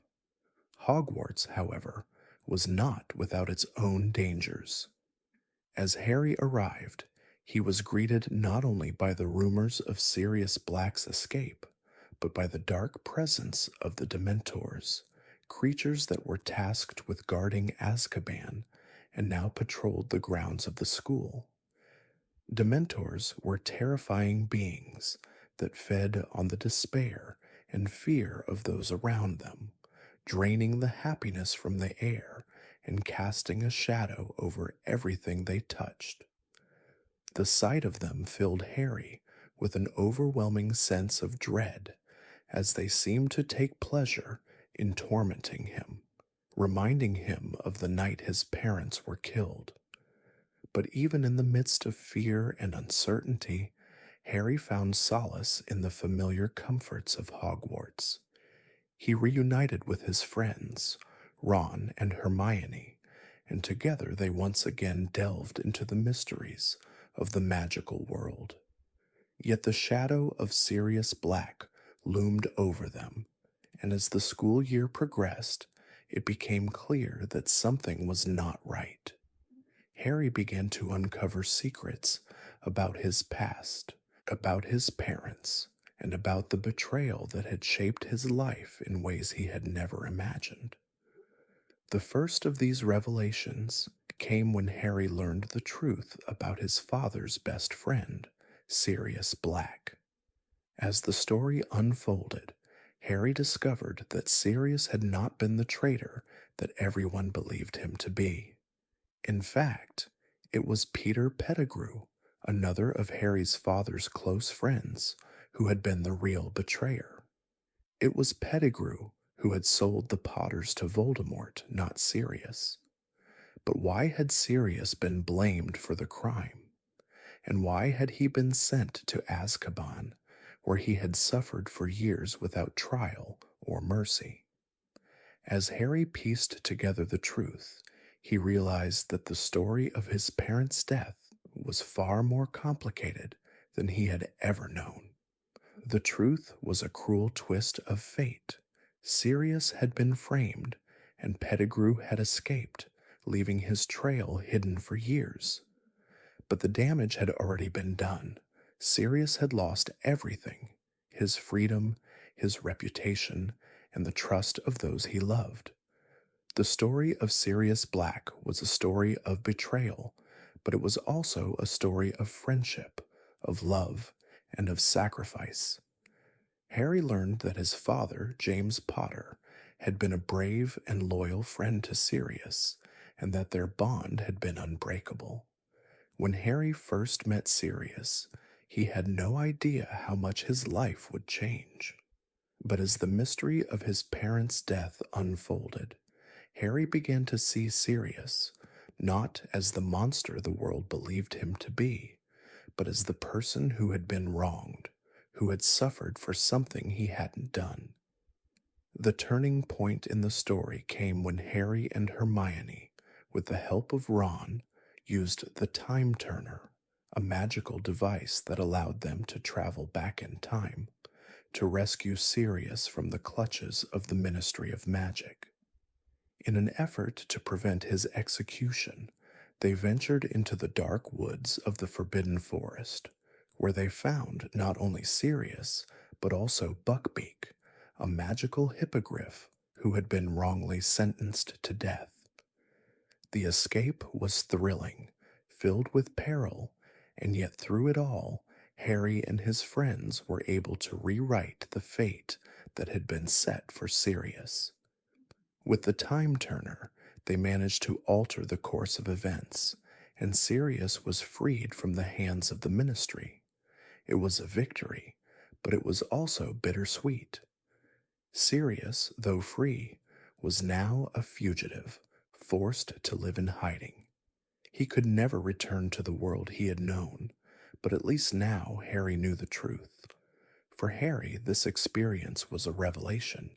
It was a turning point in his understanding of the world, a world filled with shades of gray, where not everything was as it seemed, and where betrayal and loyalty were often two sides of the same coin. But it was also a reminder of the strength of love, of the bonds that can never be broken, even by time or distance. Sirius, though a fugitive, was a symbol of that love, a love that had survived even the darkest of times, even the most unimaginable betrayals.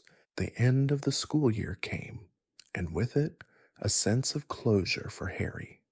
He had learned the truth about his parents' death, about Sirius, and about the complicated history that had shaped his life.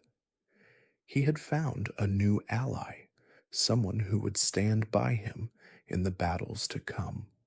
And though the shadows of the past had not fully receded, Harry now knew that he was not alone. He had friends, he had family, and he had a future that was not defined by the darkness of his past. As Harry boarded the train back to the Dursleys for the summer, he looked out the window, his heart full of hope. The world was still a dangerous place, and the war against Voldemort was far from over. But Harry knew, for the first time, that he could face whatever came next. For he had learned one of the most important lessons of all: the power of love, the power of friendship, and the strength that comes from knowing who you are and where you belong. The arrival of the Triwizard Tournament at Hogwarts marked the beginning of a new chapter in Harry's journey, one that would push him to his limits and reveal more about the world of magic than he had ever imagined. The tournament, an event steeped in ancient tradition, was not just a competition. It was a spectacle, one that brought together the most talented young wizards from schools across Europe. But for Harry, it would be far more than just a thrilling experience. It would be a challenge that would test his courage, his wit, and his resilience in ways he never anticipated.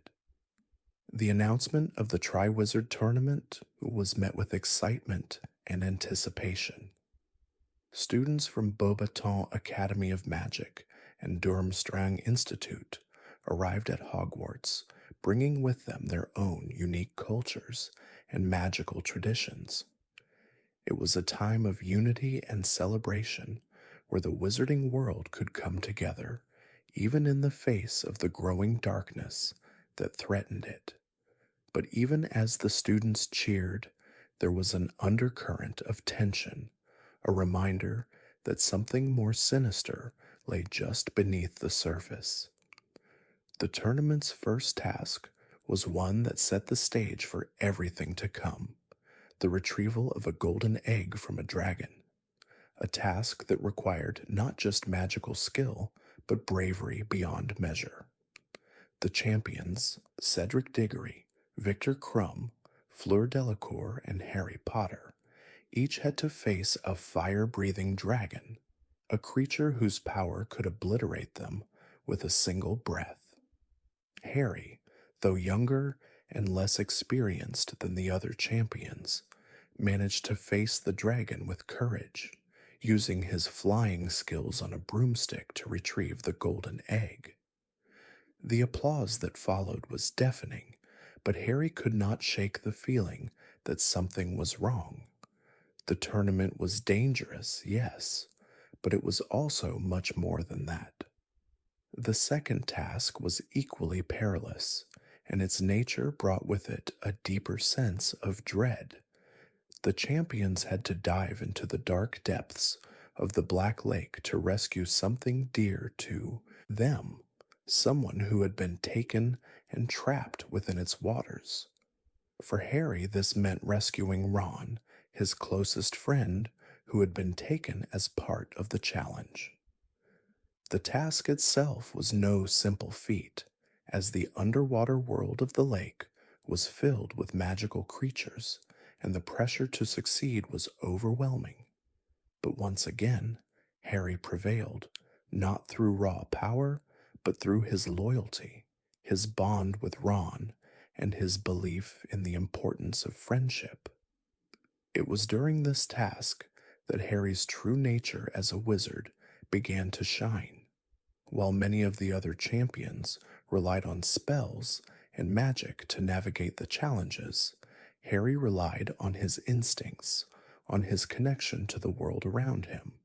He dove deep into the water, risking everything to save his friend, and in doing so, proved that courage was not about strength or power, but about the willingness to do what was right, no matter the cost. However, it was the final task, the maze, that would bring the Triwizard Tournament to its shocking and heartbreaking conclusion. The maze, a twisted labyrinth filled with traps and dangerous magical creatures, was designed to test the champion's resourcefulness and determination.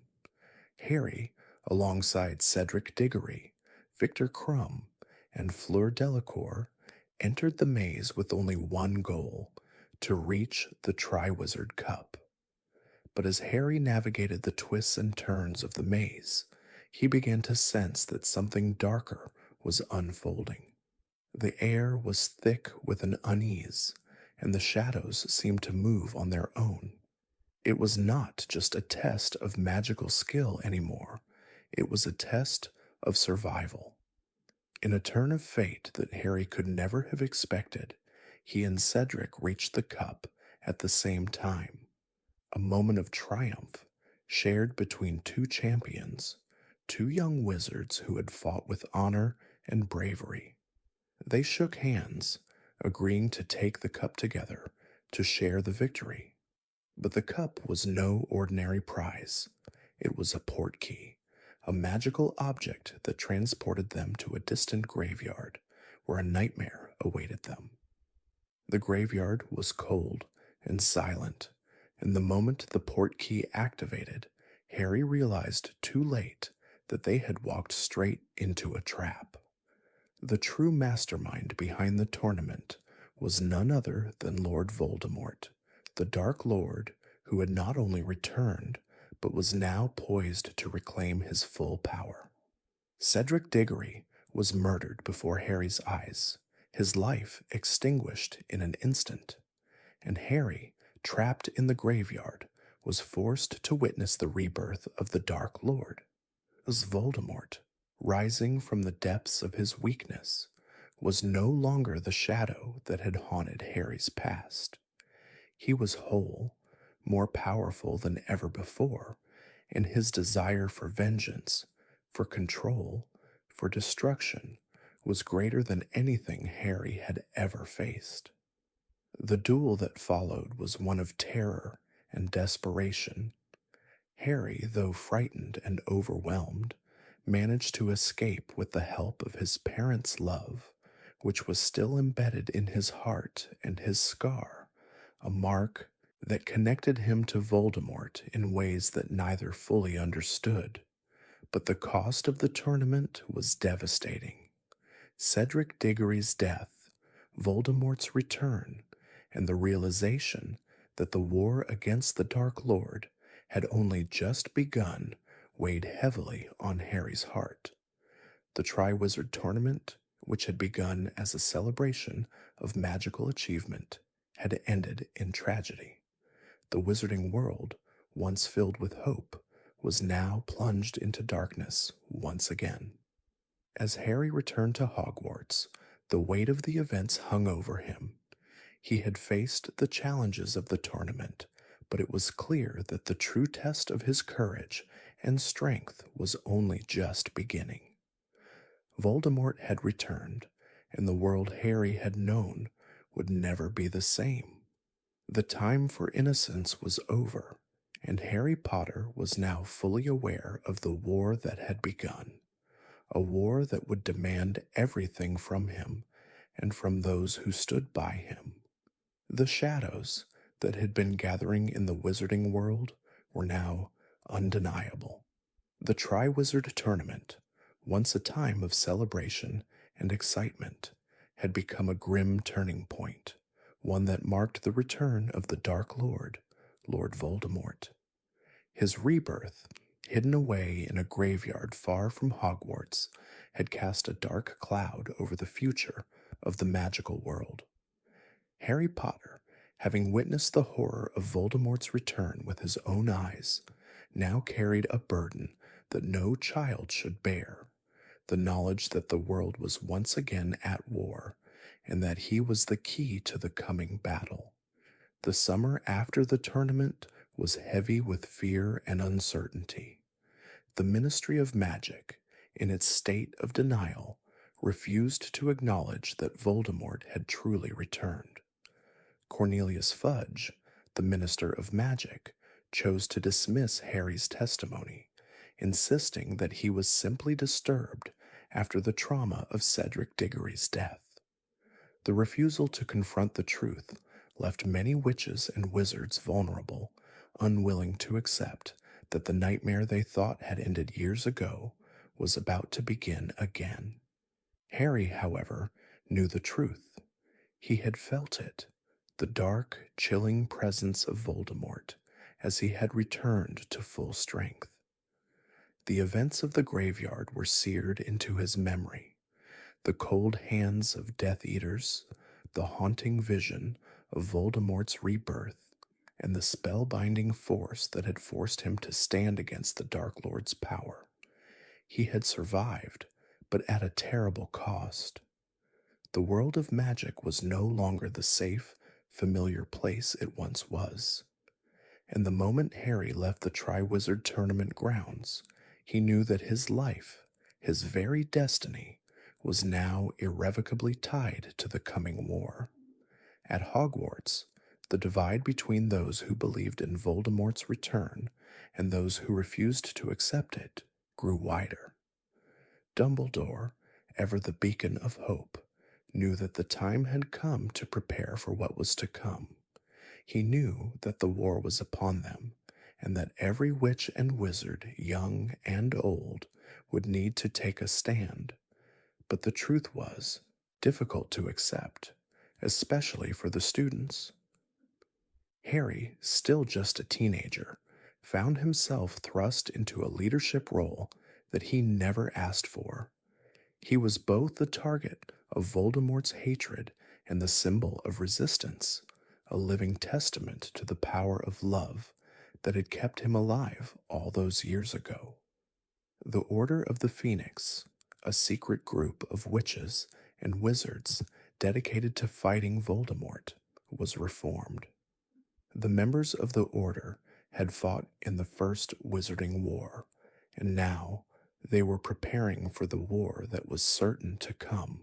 Harry, though reluctant to take part in the Order's mission, found himself at the center of it all, and with the help of his friends, he began to learn more about Voldemort's growing strength.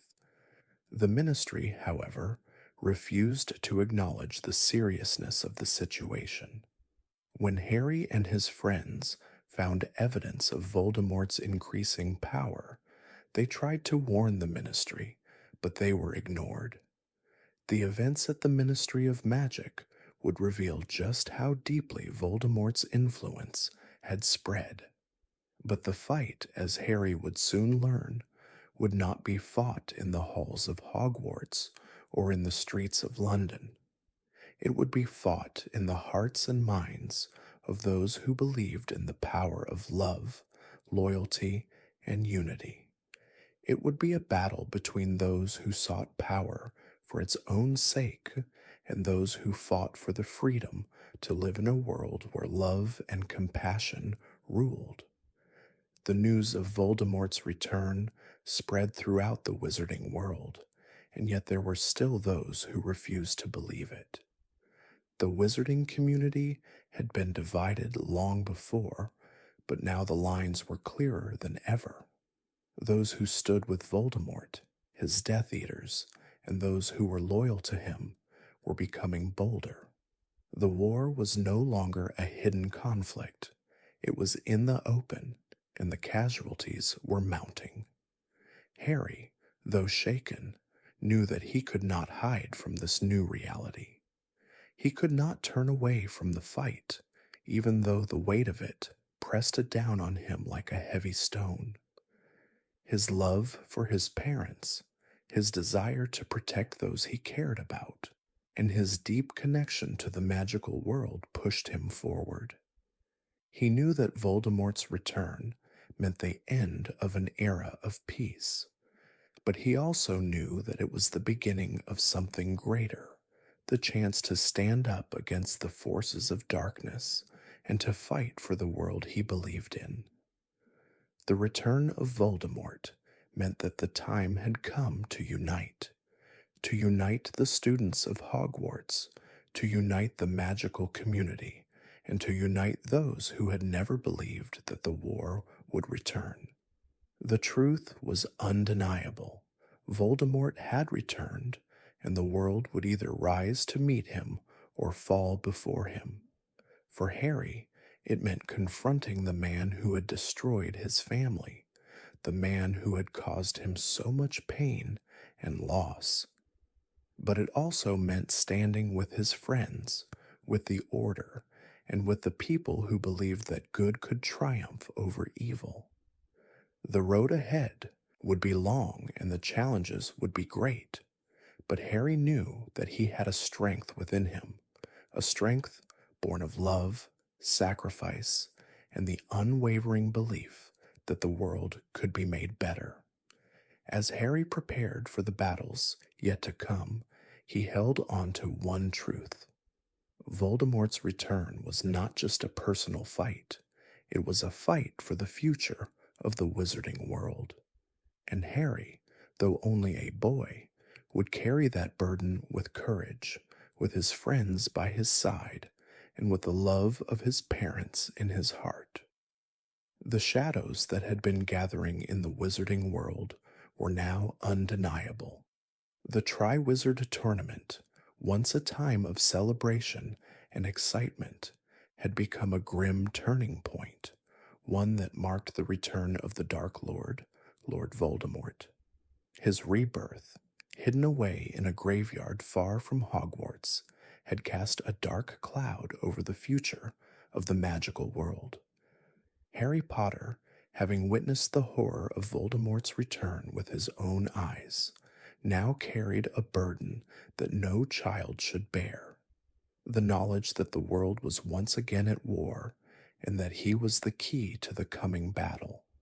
The summer after the tournament was heavy with fear and uncertainty.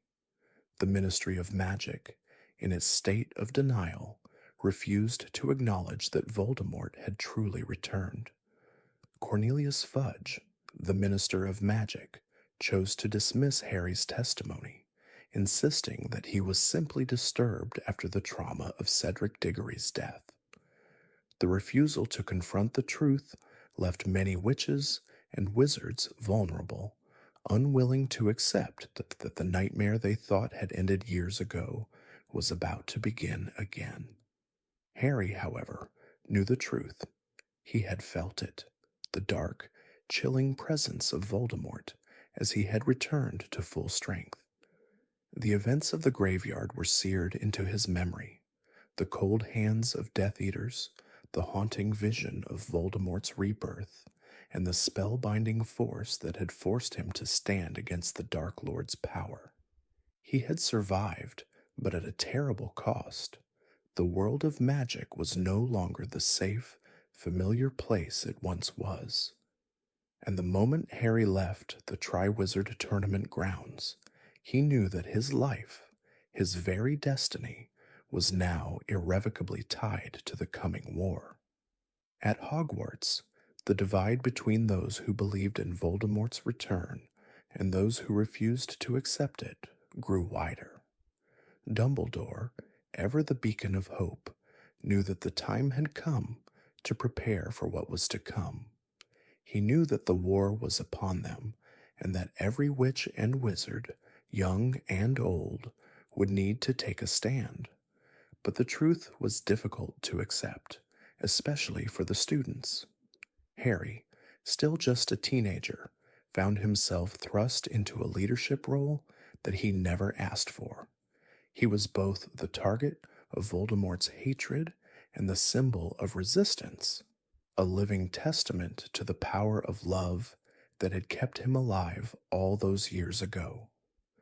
The Order of the Phoenix, a secret group of witches and wizards dedicated to fighting Voldemort, was so reformed. The members of the Order had fought in the First Wizarding War, and now they were preparing for the war that was certain to come. Harry, though reluctant to take part in the Order's mission, found himself at the center of it all, and with the help of his friends, he began to learn more about Voldemort's growing strength. The Ministry, however, refused to acknowledge the seriousness of the situation. When Harry and his friends found evidence of Voldemort's increasing power, they tried to warn the Ministry, but they were ignored. The events at the Ministry of Magic would reveal just how deeply Voldemort's influence had spread. But the fight, as Harry would soon learn, would not be fought in the halls of Hogwarts or in the streets of London. It would be fought in the hearts and minds of those who believed in the power of love, loyalty, and unity. It would be a battle between those who sought power for its own sake and those who fought for the freedom to live in a world where love and compassion ruled. The news of Voldemort's return spread throughout the wizarding world, and yet there were still those who refused to believe it. The wizarding community had been divided long before, but now the lines were clearer than ever. Those who stood with Voldemort, his Death Eaters, and those who were loyal to him were becoming bolder. The war was no longer a hidden conflict. It was in the open, and the casualties were mounting. Harry, though shaken, knew that he could not hide from this new reality. He could not turn away from the fight, even though the weight of it pressed down on him like a heavy stone. His love for his parents, his desire to protect those he cared about, and his deep connection to the magical world pushed him forward. He knew that Voldemort's return meant the end of an era of peace, but he also knew that it was the beginning of something greater, the chance to stand up against the forces of darkness and to fight for the world he believed in. The return of Voldemort meant that the time had come to unite the students of Hogwarts, to unite the magical community, and to unite those who had never believed that the war would return. The truth was undeniable. Voldemort had returned, and the world would either rise to meet him or fall before him. For Harry, it meant confronting the man who had destroyed his family, the man who had caused him so much pain and loss. But it also meant standing with his friends, with the Order, and with the people who believed that good could triumph over evil. The road ahead would be long, and the challenges would be great. But Harry knew that he had a strength within him, a strength born of love, sacrifice, and the unwavering belief that the world could be made better. As Harry prepared for the battles yet to come, he held on to one truth. Voldemort's return was not just a personal fight. It was a fight for the future of the wizarding world. And Harry, though only a boy, would carry that burden with courage, with his friends by his side, and with the love of his parents in his heart. The year that followed the death of Sirius Black was one of sorrow, uncertainty, and quiet determination. Harry returned to Hogwarts for his 6th year, carrying with him the grief of losing his godfather and the weight of knowing that the battle against Voldemort was more imminent than ever. The magical world was becoming more divided, and even Hogwarts, which had once been a place of refuge, could no longer escape the shadows that loomed over it. Despite the turmoil, the school year began with a sense of quiet anticipation. Dumbledore, with his usual calm resolve, seemed to carry the burden of the coming war with a grace that hid the depth of the struggle. He had taken Harry aside during the summer, revealing that the war was not only about defeating Voldemort's followers, but about understanding the dark forces that had shaped Voldemort's rise to power in the first place. The key to Voldemort's defeat, Dumbledore had told Harry, lay in the discovery of the Horcruxes, objects in which Voldemort had hidden pieces of his soul in an effort to become immortal. The search for the Horcruxes would become the central mission of Harry's 6th year, and it would lead him into darker and more dangerous territory. Dumbledore, who had always been the guiding light in Harry's life, had his own secrets, and it was through these secrets that Harry would come to understand the true nature of Voldemort's power. Throughout the year, Harry grew closer to Dumbledore. The old wizard began to reveal pieces of Voldemort's past, showing Harry how the Dark Lord's soul had fractured and twisted over the years. They studied old memories, pieces of Tom Riddle's life that Dumbledore had carefully collected. These memories told the story of Riddle's early years, his time at Hogwarts, and his eventual descent into darkness. Harry learned of Riddle's ability to charm, manipulate, and deceive, and how he had used his intellect to create the Horcruxes in the first place. It was during these lessons with Dumbledore that Harry discovered a crucial part of Voldemort's past, his fear of death and his belief that immortality could be achieved through control. Tom Riddle's childhood had been marked by pain and loss, and that had shaped him into the monster he had become. It was not just a thirst for power that drove Voldemort. It was a deep, primal fear of mortality, a fear that he could never overcome. But it wasn't just Voldemort's past that held secrets. During the year, Harry stumbled upon an old textbook that once belonged to someone named the Half-Blood Prince. The book, filled with scribbled notes and peculiar spells, became a source of fascination for Harry. The spells, often more powerful and unorthodox than those taught in class, helped Harry excel in potions under Professor Slughorn. But as the year progressed, Harry's curiosity grew stronger, and he began to wonder who the Half-Blood Prince truly was. The mystery of the Half-Blood Prince was soon overshadowed by the revelation of something far more pressing. Dumbledore, though still powerful, was not invincible. The battle that had been brewing for years was now drawing nearer, and Harry learned that Dumbledore's own health was failing. The quest for the Horcruxes had taken a toll on the old wizard, and Harry could see the strain in his mentor's eyes. Dumbledore had also been protecting a secret, one that Harry would eventually uncover, and which would alter the course of the war forever. The secret was a prophecy, one that had been made long before Harry's birth. The prophecy foretold that only one could defeat Voldemort, the one who had the power to vanquish the Dark Lord. It was said that this person would have to face Voldemort in a final battle, a battle to the death. Harry, unknowingly, had been part of this prophecy all along, and it was this knowledge that would shape his actions in the coming months.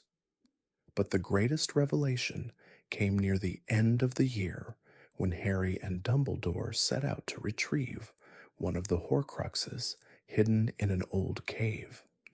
The journey was perilous, and the danger was overwhelming.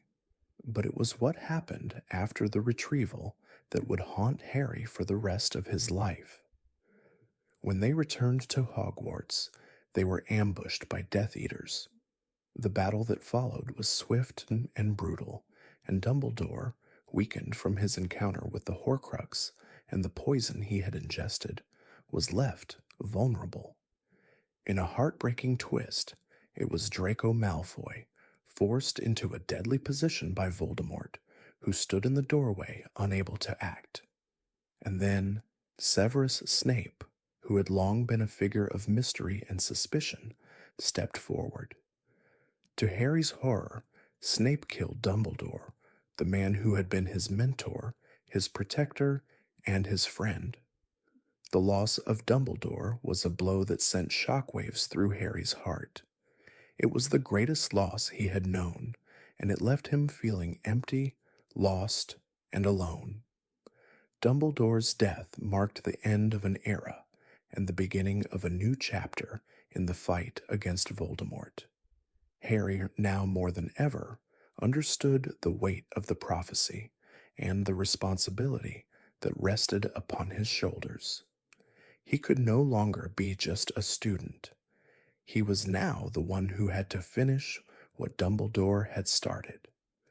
As the school year came to a close, Harry knew that he could no longer stay at Hogwarts. The time had come for him to leave the safety of the castle and take up the mantle of the fight against Voldemort. The Horcruxes needed to be destroyed, and the battle was far from over. But Harry also knew one thing. The final battle would not be fought with wands alone. It would be fought with love, with sacrifice, and with the courage to stand up against the darkness. The loss of Dumbledore was painful, but it was not the end. It was the beginning of the next chapter, and Harry, though unsure of his future, knew that he would never stop fighting for the world Dumbledore had believed in. The weight of the world seemed to press upon Harry as he stepped into the unknown, leaving behind the safety and familiarity of Hogwarts for a mission that had become his sole purpose: to find and destroy the Horcruxes.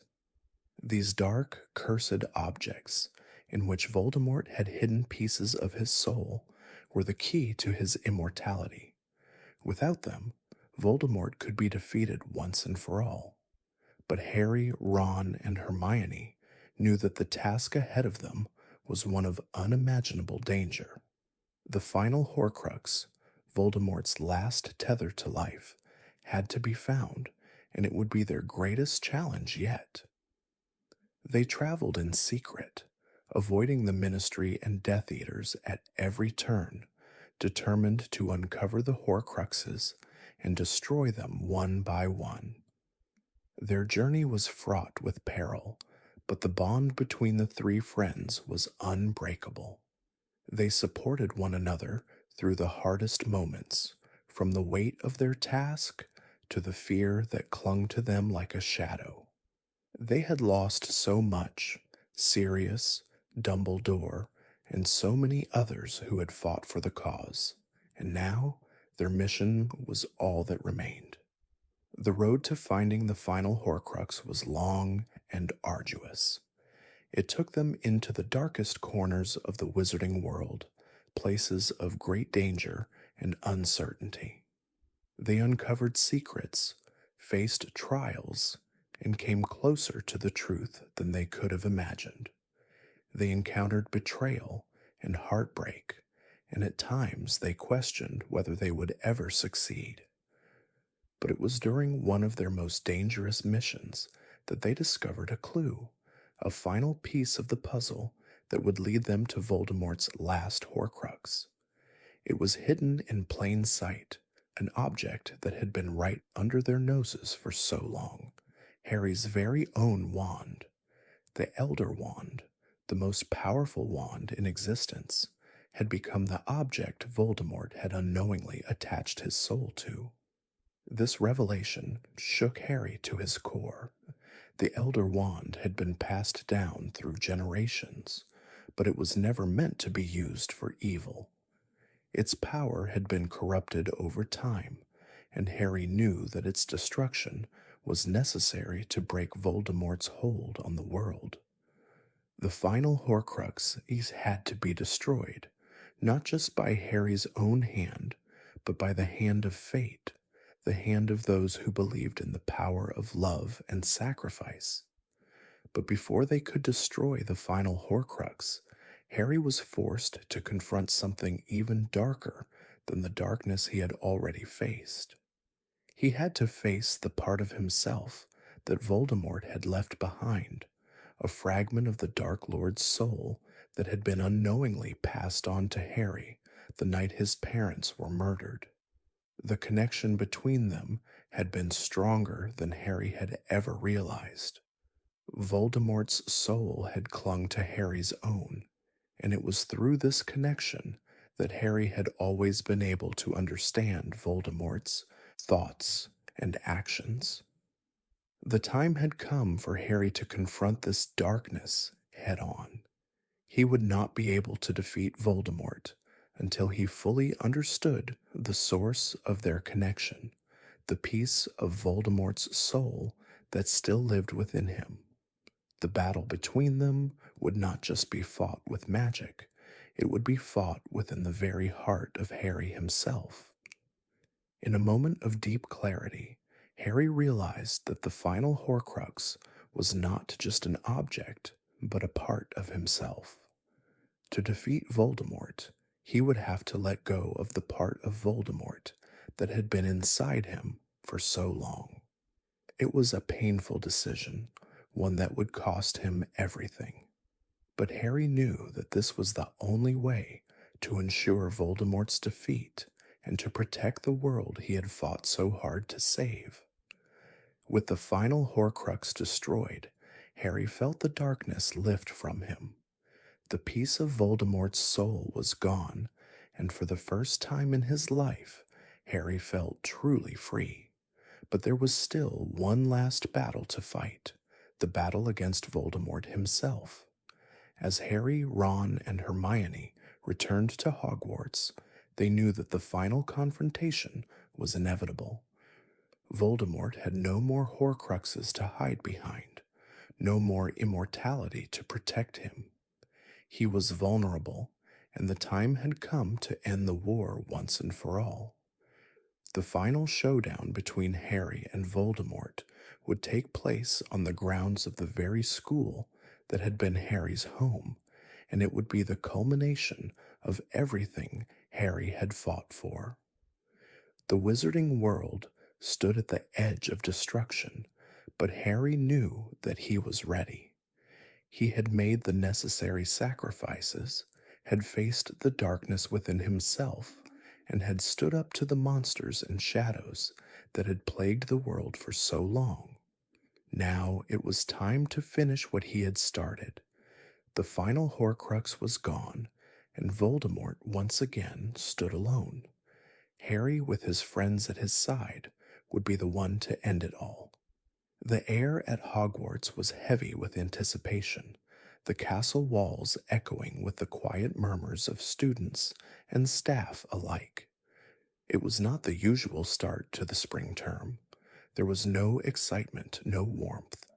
Instead, a somber, palpable tension had settled over the school. The final battle was at hand, and the weight of what was to come pressed down on every heart in the wizarding world. Harry knew that Voldemort was coming. The Dark Lord, having regained his full strength, had brought his army of Death Eaters to the gates of Hogwarts. The final showdown would take place within the very grounds that had once been Harry's refuge, a place that had protected him and nurtured his courage for years. But now it was a battlefield, a place where alliances would be tested, where lives would be lost, and where Harry's fate would be sealed. The Order of the Phoenix had gathered, and the Dea, Dumbledore's army, was ready. Harry's friends, our Ron, Hermione, Ginny, Neville, and countless others, stood with him, determined to defend their school, their home, and the world they believed in. But even as Harry prepared for the battle, a deep sense of grief hung over him. He knew what he had to do, but he wasn't sure how to do it. The final Horcrux was destroyed, but Voldemort was still alive, still dangerous, and still bent on domination. As the battle began, the castle erupted into chaos.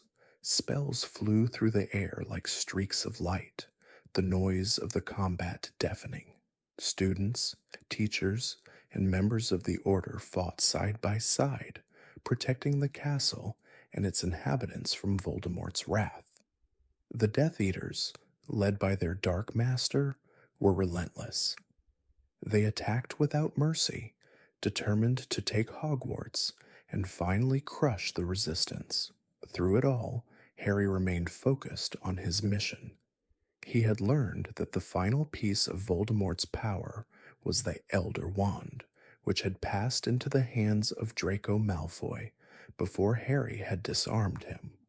The wand, Harry realized, had been a key factor in Voldemort's ultimate downfall. He needed to find it, to ensure that the wand was rendered powerless, and to face Voldemort in a final confrontation. But as the battle raged on, Harry found himself confronting something deeper than just the external fight. It was the realization that the war had cost him so much. So many lives had been lost. Fred Weasley, Remus Lupin, Tonks, and countless others. The pain of these losses surged through Harry as he made his way toward the final confrontation with Voldemort. Each step he took was a reminder of the friends and loved ones who had sacrificed everything for the cause. The final moments of the battle were filled with heartbreak. Harry reached the Forbidden Forest, where Voldemort had gathered his followers, and there, in the presence of his enemies, he made a startling realization. The connection between him and Voldemort, the link that had allowed him to survive so many times before, was not just an external force, it was an intrinsic part of Harry himself. The love, the sacrifice, and the courage that had always defined Harry's actions were the very things that Voldemort could never understand or replicate. In that moment, Harry understood the truth: he would have to die. To destroy Voldemort once and for all, he would need to sacrifice himself to allow the piece of Voldemort's soul that still resided within him to be destroyed. It was the ultimate act of bravery, an act of selflessness that Harry had never imagined he would face. But with the knowledge of his inevitable fate, Harry walked into the forest, ready to face death with the same courage that had defined him throughout his life. When Harry confronted Voldemort, the world seemed to stop. The two locked eyes, and for a moment it was as though time itself had stilled. Harry, knowing that his death was the key to Voldemort's destruction, braced himself for the final act. But when Voldemort cast the killing curse, something extraordinary happened. The curse that was meant to destroy Harry did not kill him. Instead, it destroyed the fragment of Voldemort's soul that had been tethered to Harry's own, severing the last remaining connection between them. With Voldemort's soul truly destroyed, Harry was no longer bound by the Dark Lord's power. The curse that had kept him tethered to Voldemort was gone, and the fight was over. Voldemort, once so powerful, fell in the face of Harry's unwavering courage, his belief in love, and his willingness to sacrifice for the greater good. The Battle of Hogwarts ended in victory, but it was not a victory without cost. Harry had lost so much: his godfather, his mentor, his friends, and now he had lost part of himself. But he had also gained something invaluable: a world free from the terror that Voldemort had inflicted, a world that would be rebuilt on the strength of the sacrifices made by those who had fought for it. As the smoke cleared and the survivors gathered, Harry knew that the battle was not just about defeating Voldemort. It was about honoring those who had given their lives and about carrying forward the hope that they had fought for. The wizarding world would never be the same, but it would be a world built on love, courage, and the strength of those who had chosen to stand together.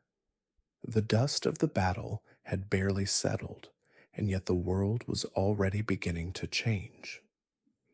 The war had ended, Voldemort was defeated, and the wizarding world, battered but not broken, slowly began to heal.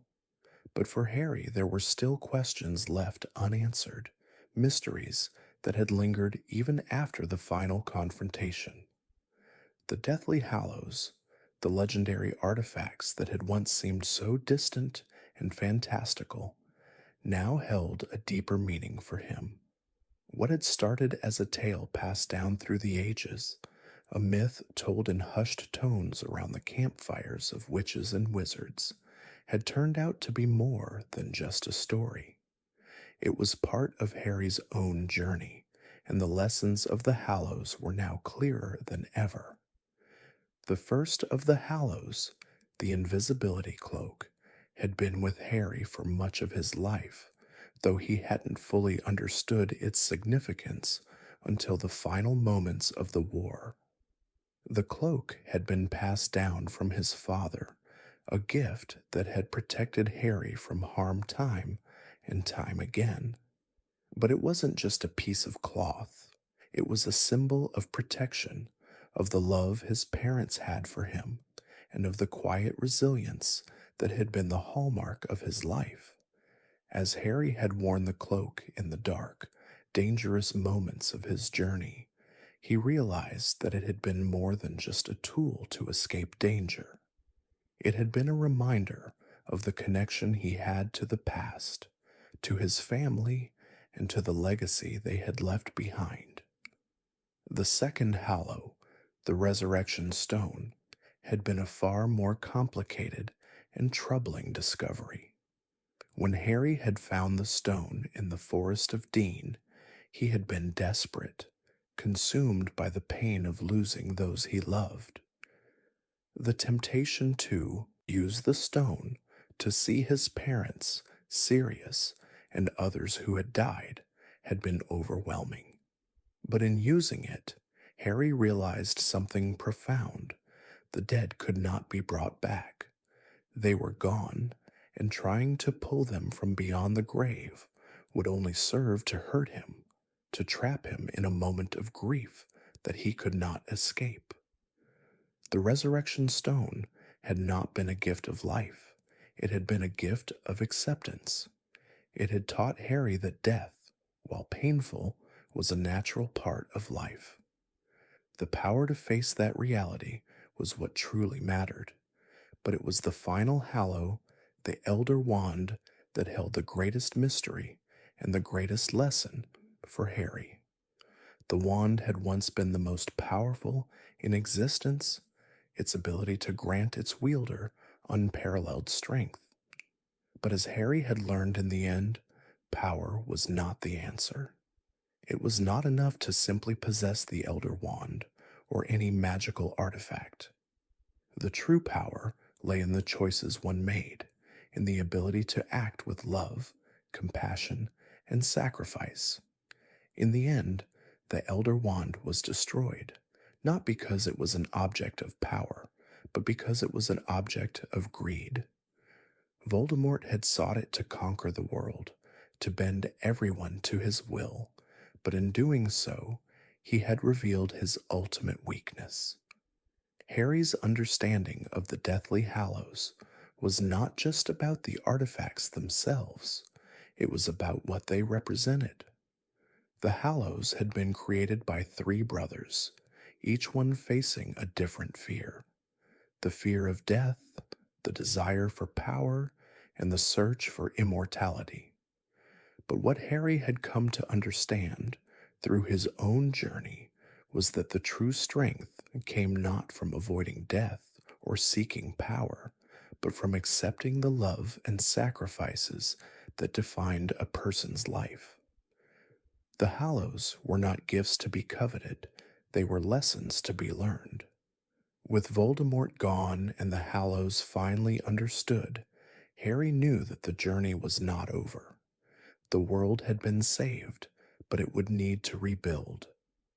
The lessons of the Hallows, the importance of love, sacrifice, and the willingness to face the truth, would guide him as he moved forward, as he began to shape the future that had once seemed so uncertain. But even as Harry reflected on these lessons, he knew that the wizarding world would continue to face challenges. The scars of war ran deep, and the echoes of Voldemort's reign would be felt for years to come.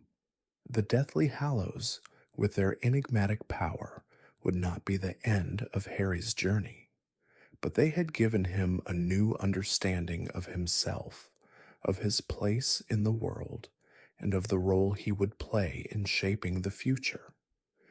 The journey that had begun with the discovery of magic, the quest to destroy the Horcruxes, and the final battle against Voldemort had come full circle.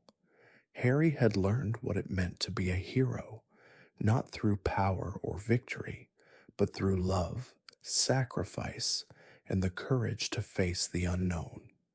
And as he stood at the threshold of a new world, one free from the darkness that had once held it in its grip, Harry knew that his greatest adventure had yet to come. Years passed in the wake of the final battle at Hogwarts, and with it, the wizarding world slowly began to rebuild. The scars of war, both physical and emotional, faded with time, but the lessons of the past would never be forgotten.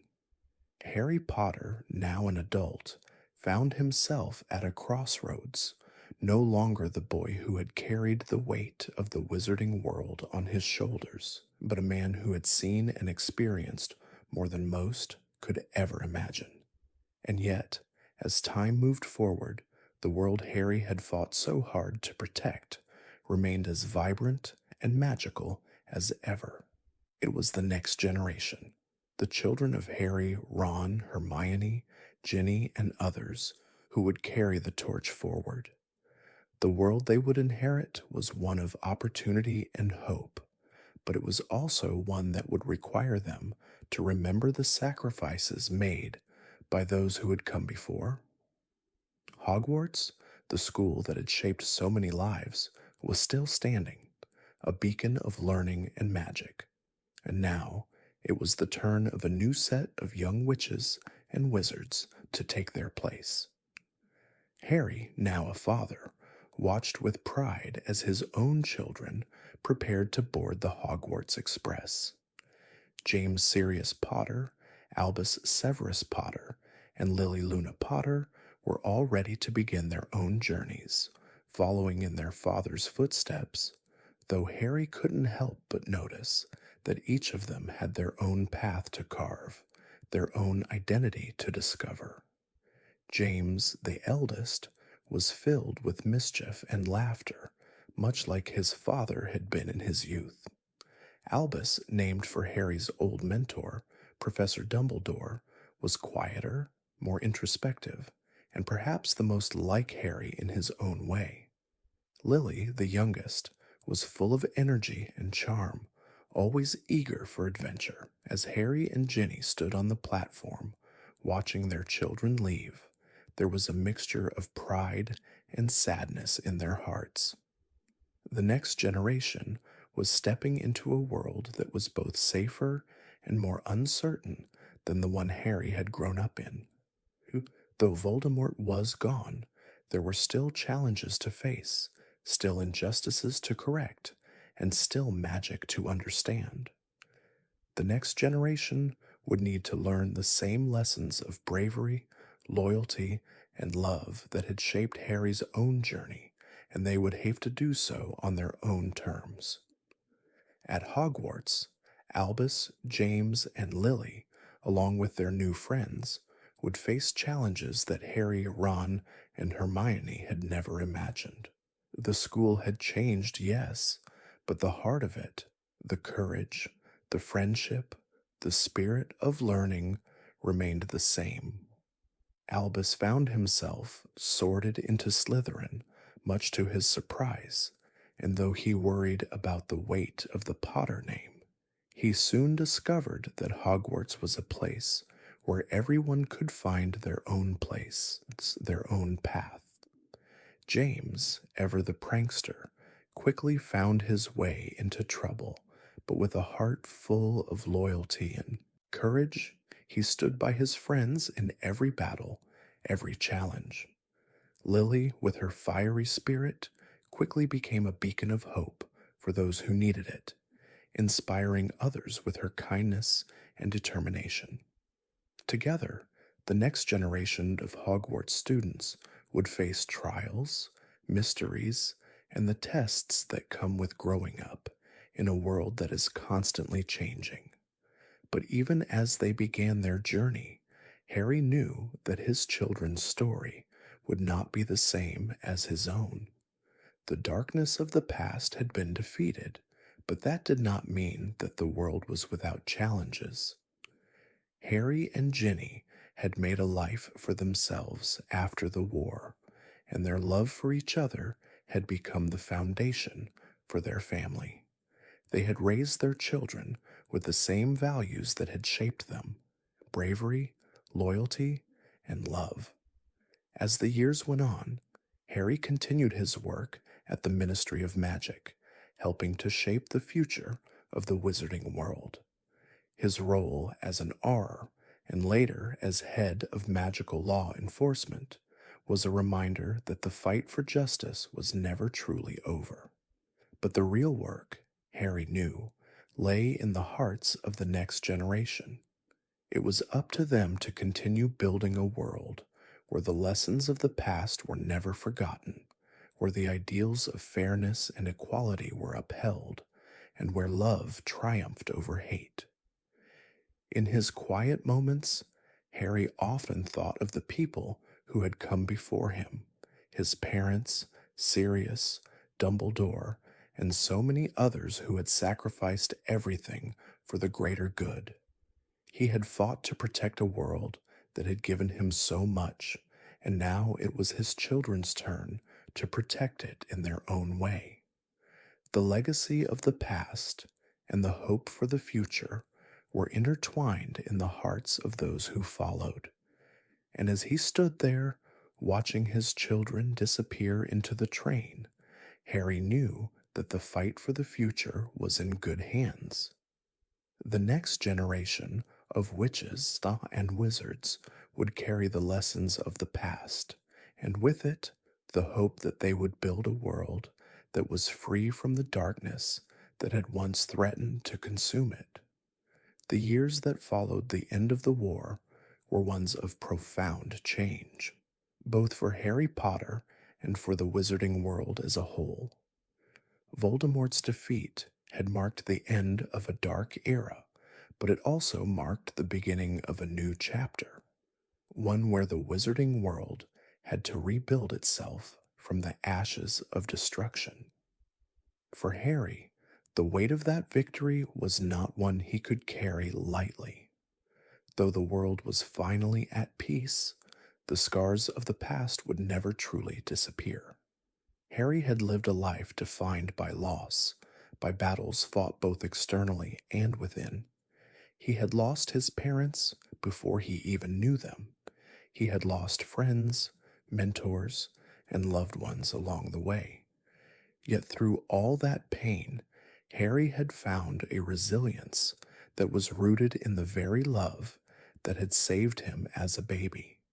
It was that love, one that transcended death itself, that had become the foundation of his legacy.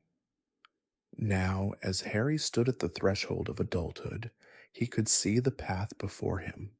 He had grown from the boy who had unknowingly carried the world's hope on his shoulders into a man who had helped shape that world into something better. The scars on his body and heart were reminders of the battles he had fought, but they were also symbols of his strength and his ability to overcome. His role at the Ministry of Magic had changed too. Harry was no longer the young wide-eyed wizard who had first set foot in that grand institution. He had risen through the ranks to become head of magical law enforcement, a position that allowed him to help shape the future of the wizarding world in a way he had once never imagined. Yet despite his successes, Harry remained deeply connected to the values that had shaped his early years. He was a protector, a champion for those who could not protect themselves, and his work was as much about justice as it was about healing. In time, Harry found peace in his family life. He had married Ginny Weasley, his longtime friend and love, and together they raised a family. Their children, like Harry's own, would grow up in a world that was much safer than the one Harry had known as a child. James, Albus, and Lily had grown into young witches and wizards who would each leave their mark on the world. Harry and Ginny had created a home filled with warmth and love, a home that Harry had never truly known until Ginny had come into his life. His heart, once burdened by so much loss, now felt full. His family became his anchor, and through them he found the sense of belonging that had always eluded him. But it wasn't just the family Harry had created that marked the true legacy of his life. It was the world he had fought to protect, and the people who continued the work he had started. The next generation, which had grown up in the shadow of his victories and struggles, was now poised to build upon the foundation of peace and justice that he had helped to lay. Harry knew that the fight for equality, for fairness, for a world where all magical beings could live in harmony would continue. There would always be those who would challenge the ideals of justice, who would seek to sow discord and fear. But Harry had seen, time and again, that love was the most powerful force in the world, more powerful than any spell, more enduring than any enemy. As Harry watched his children grow, he realized that the real legacy of his life was not just about defeating Voldemort or ending the war. It was about the lessons that had been passed down to the next generation. It was about teaching them to be brave, to stand up for what is right, and to cherish the bonds of friendship and family. It was about showing them that love, not power or fear, was the strongest magic of all. Harry had become more than just the boy who lived. He had become a father, a mentor, and a symbol of hope.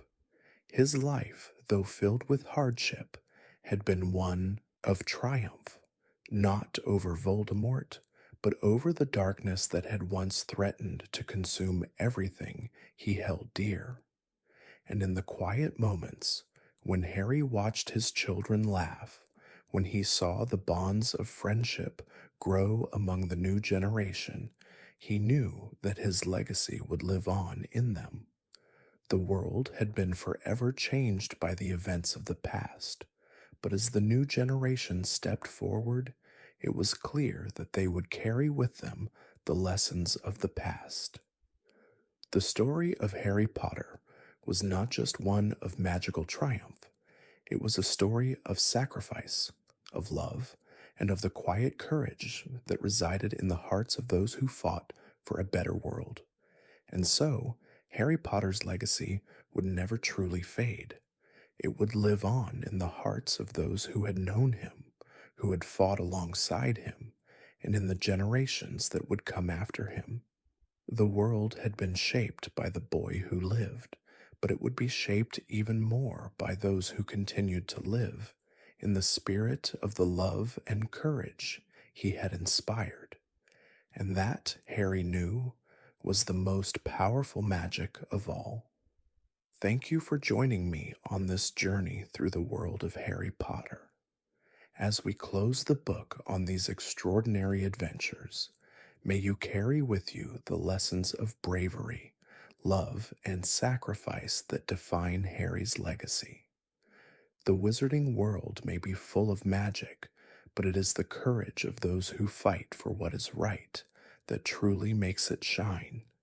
May your heart be light, your dreams be filled with hope, and may you always find strength in the bonds of friendship and family. Until next time, may the magic of these stories stay with you, guiding you through the adventures that await. Good night, dear friends, and may your dreams be as magical as the world we've just left behind.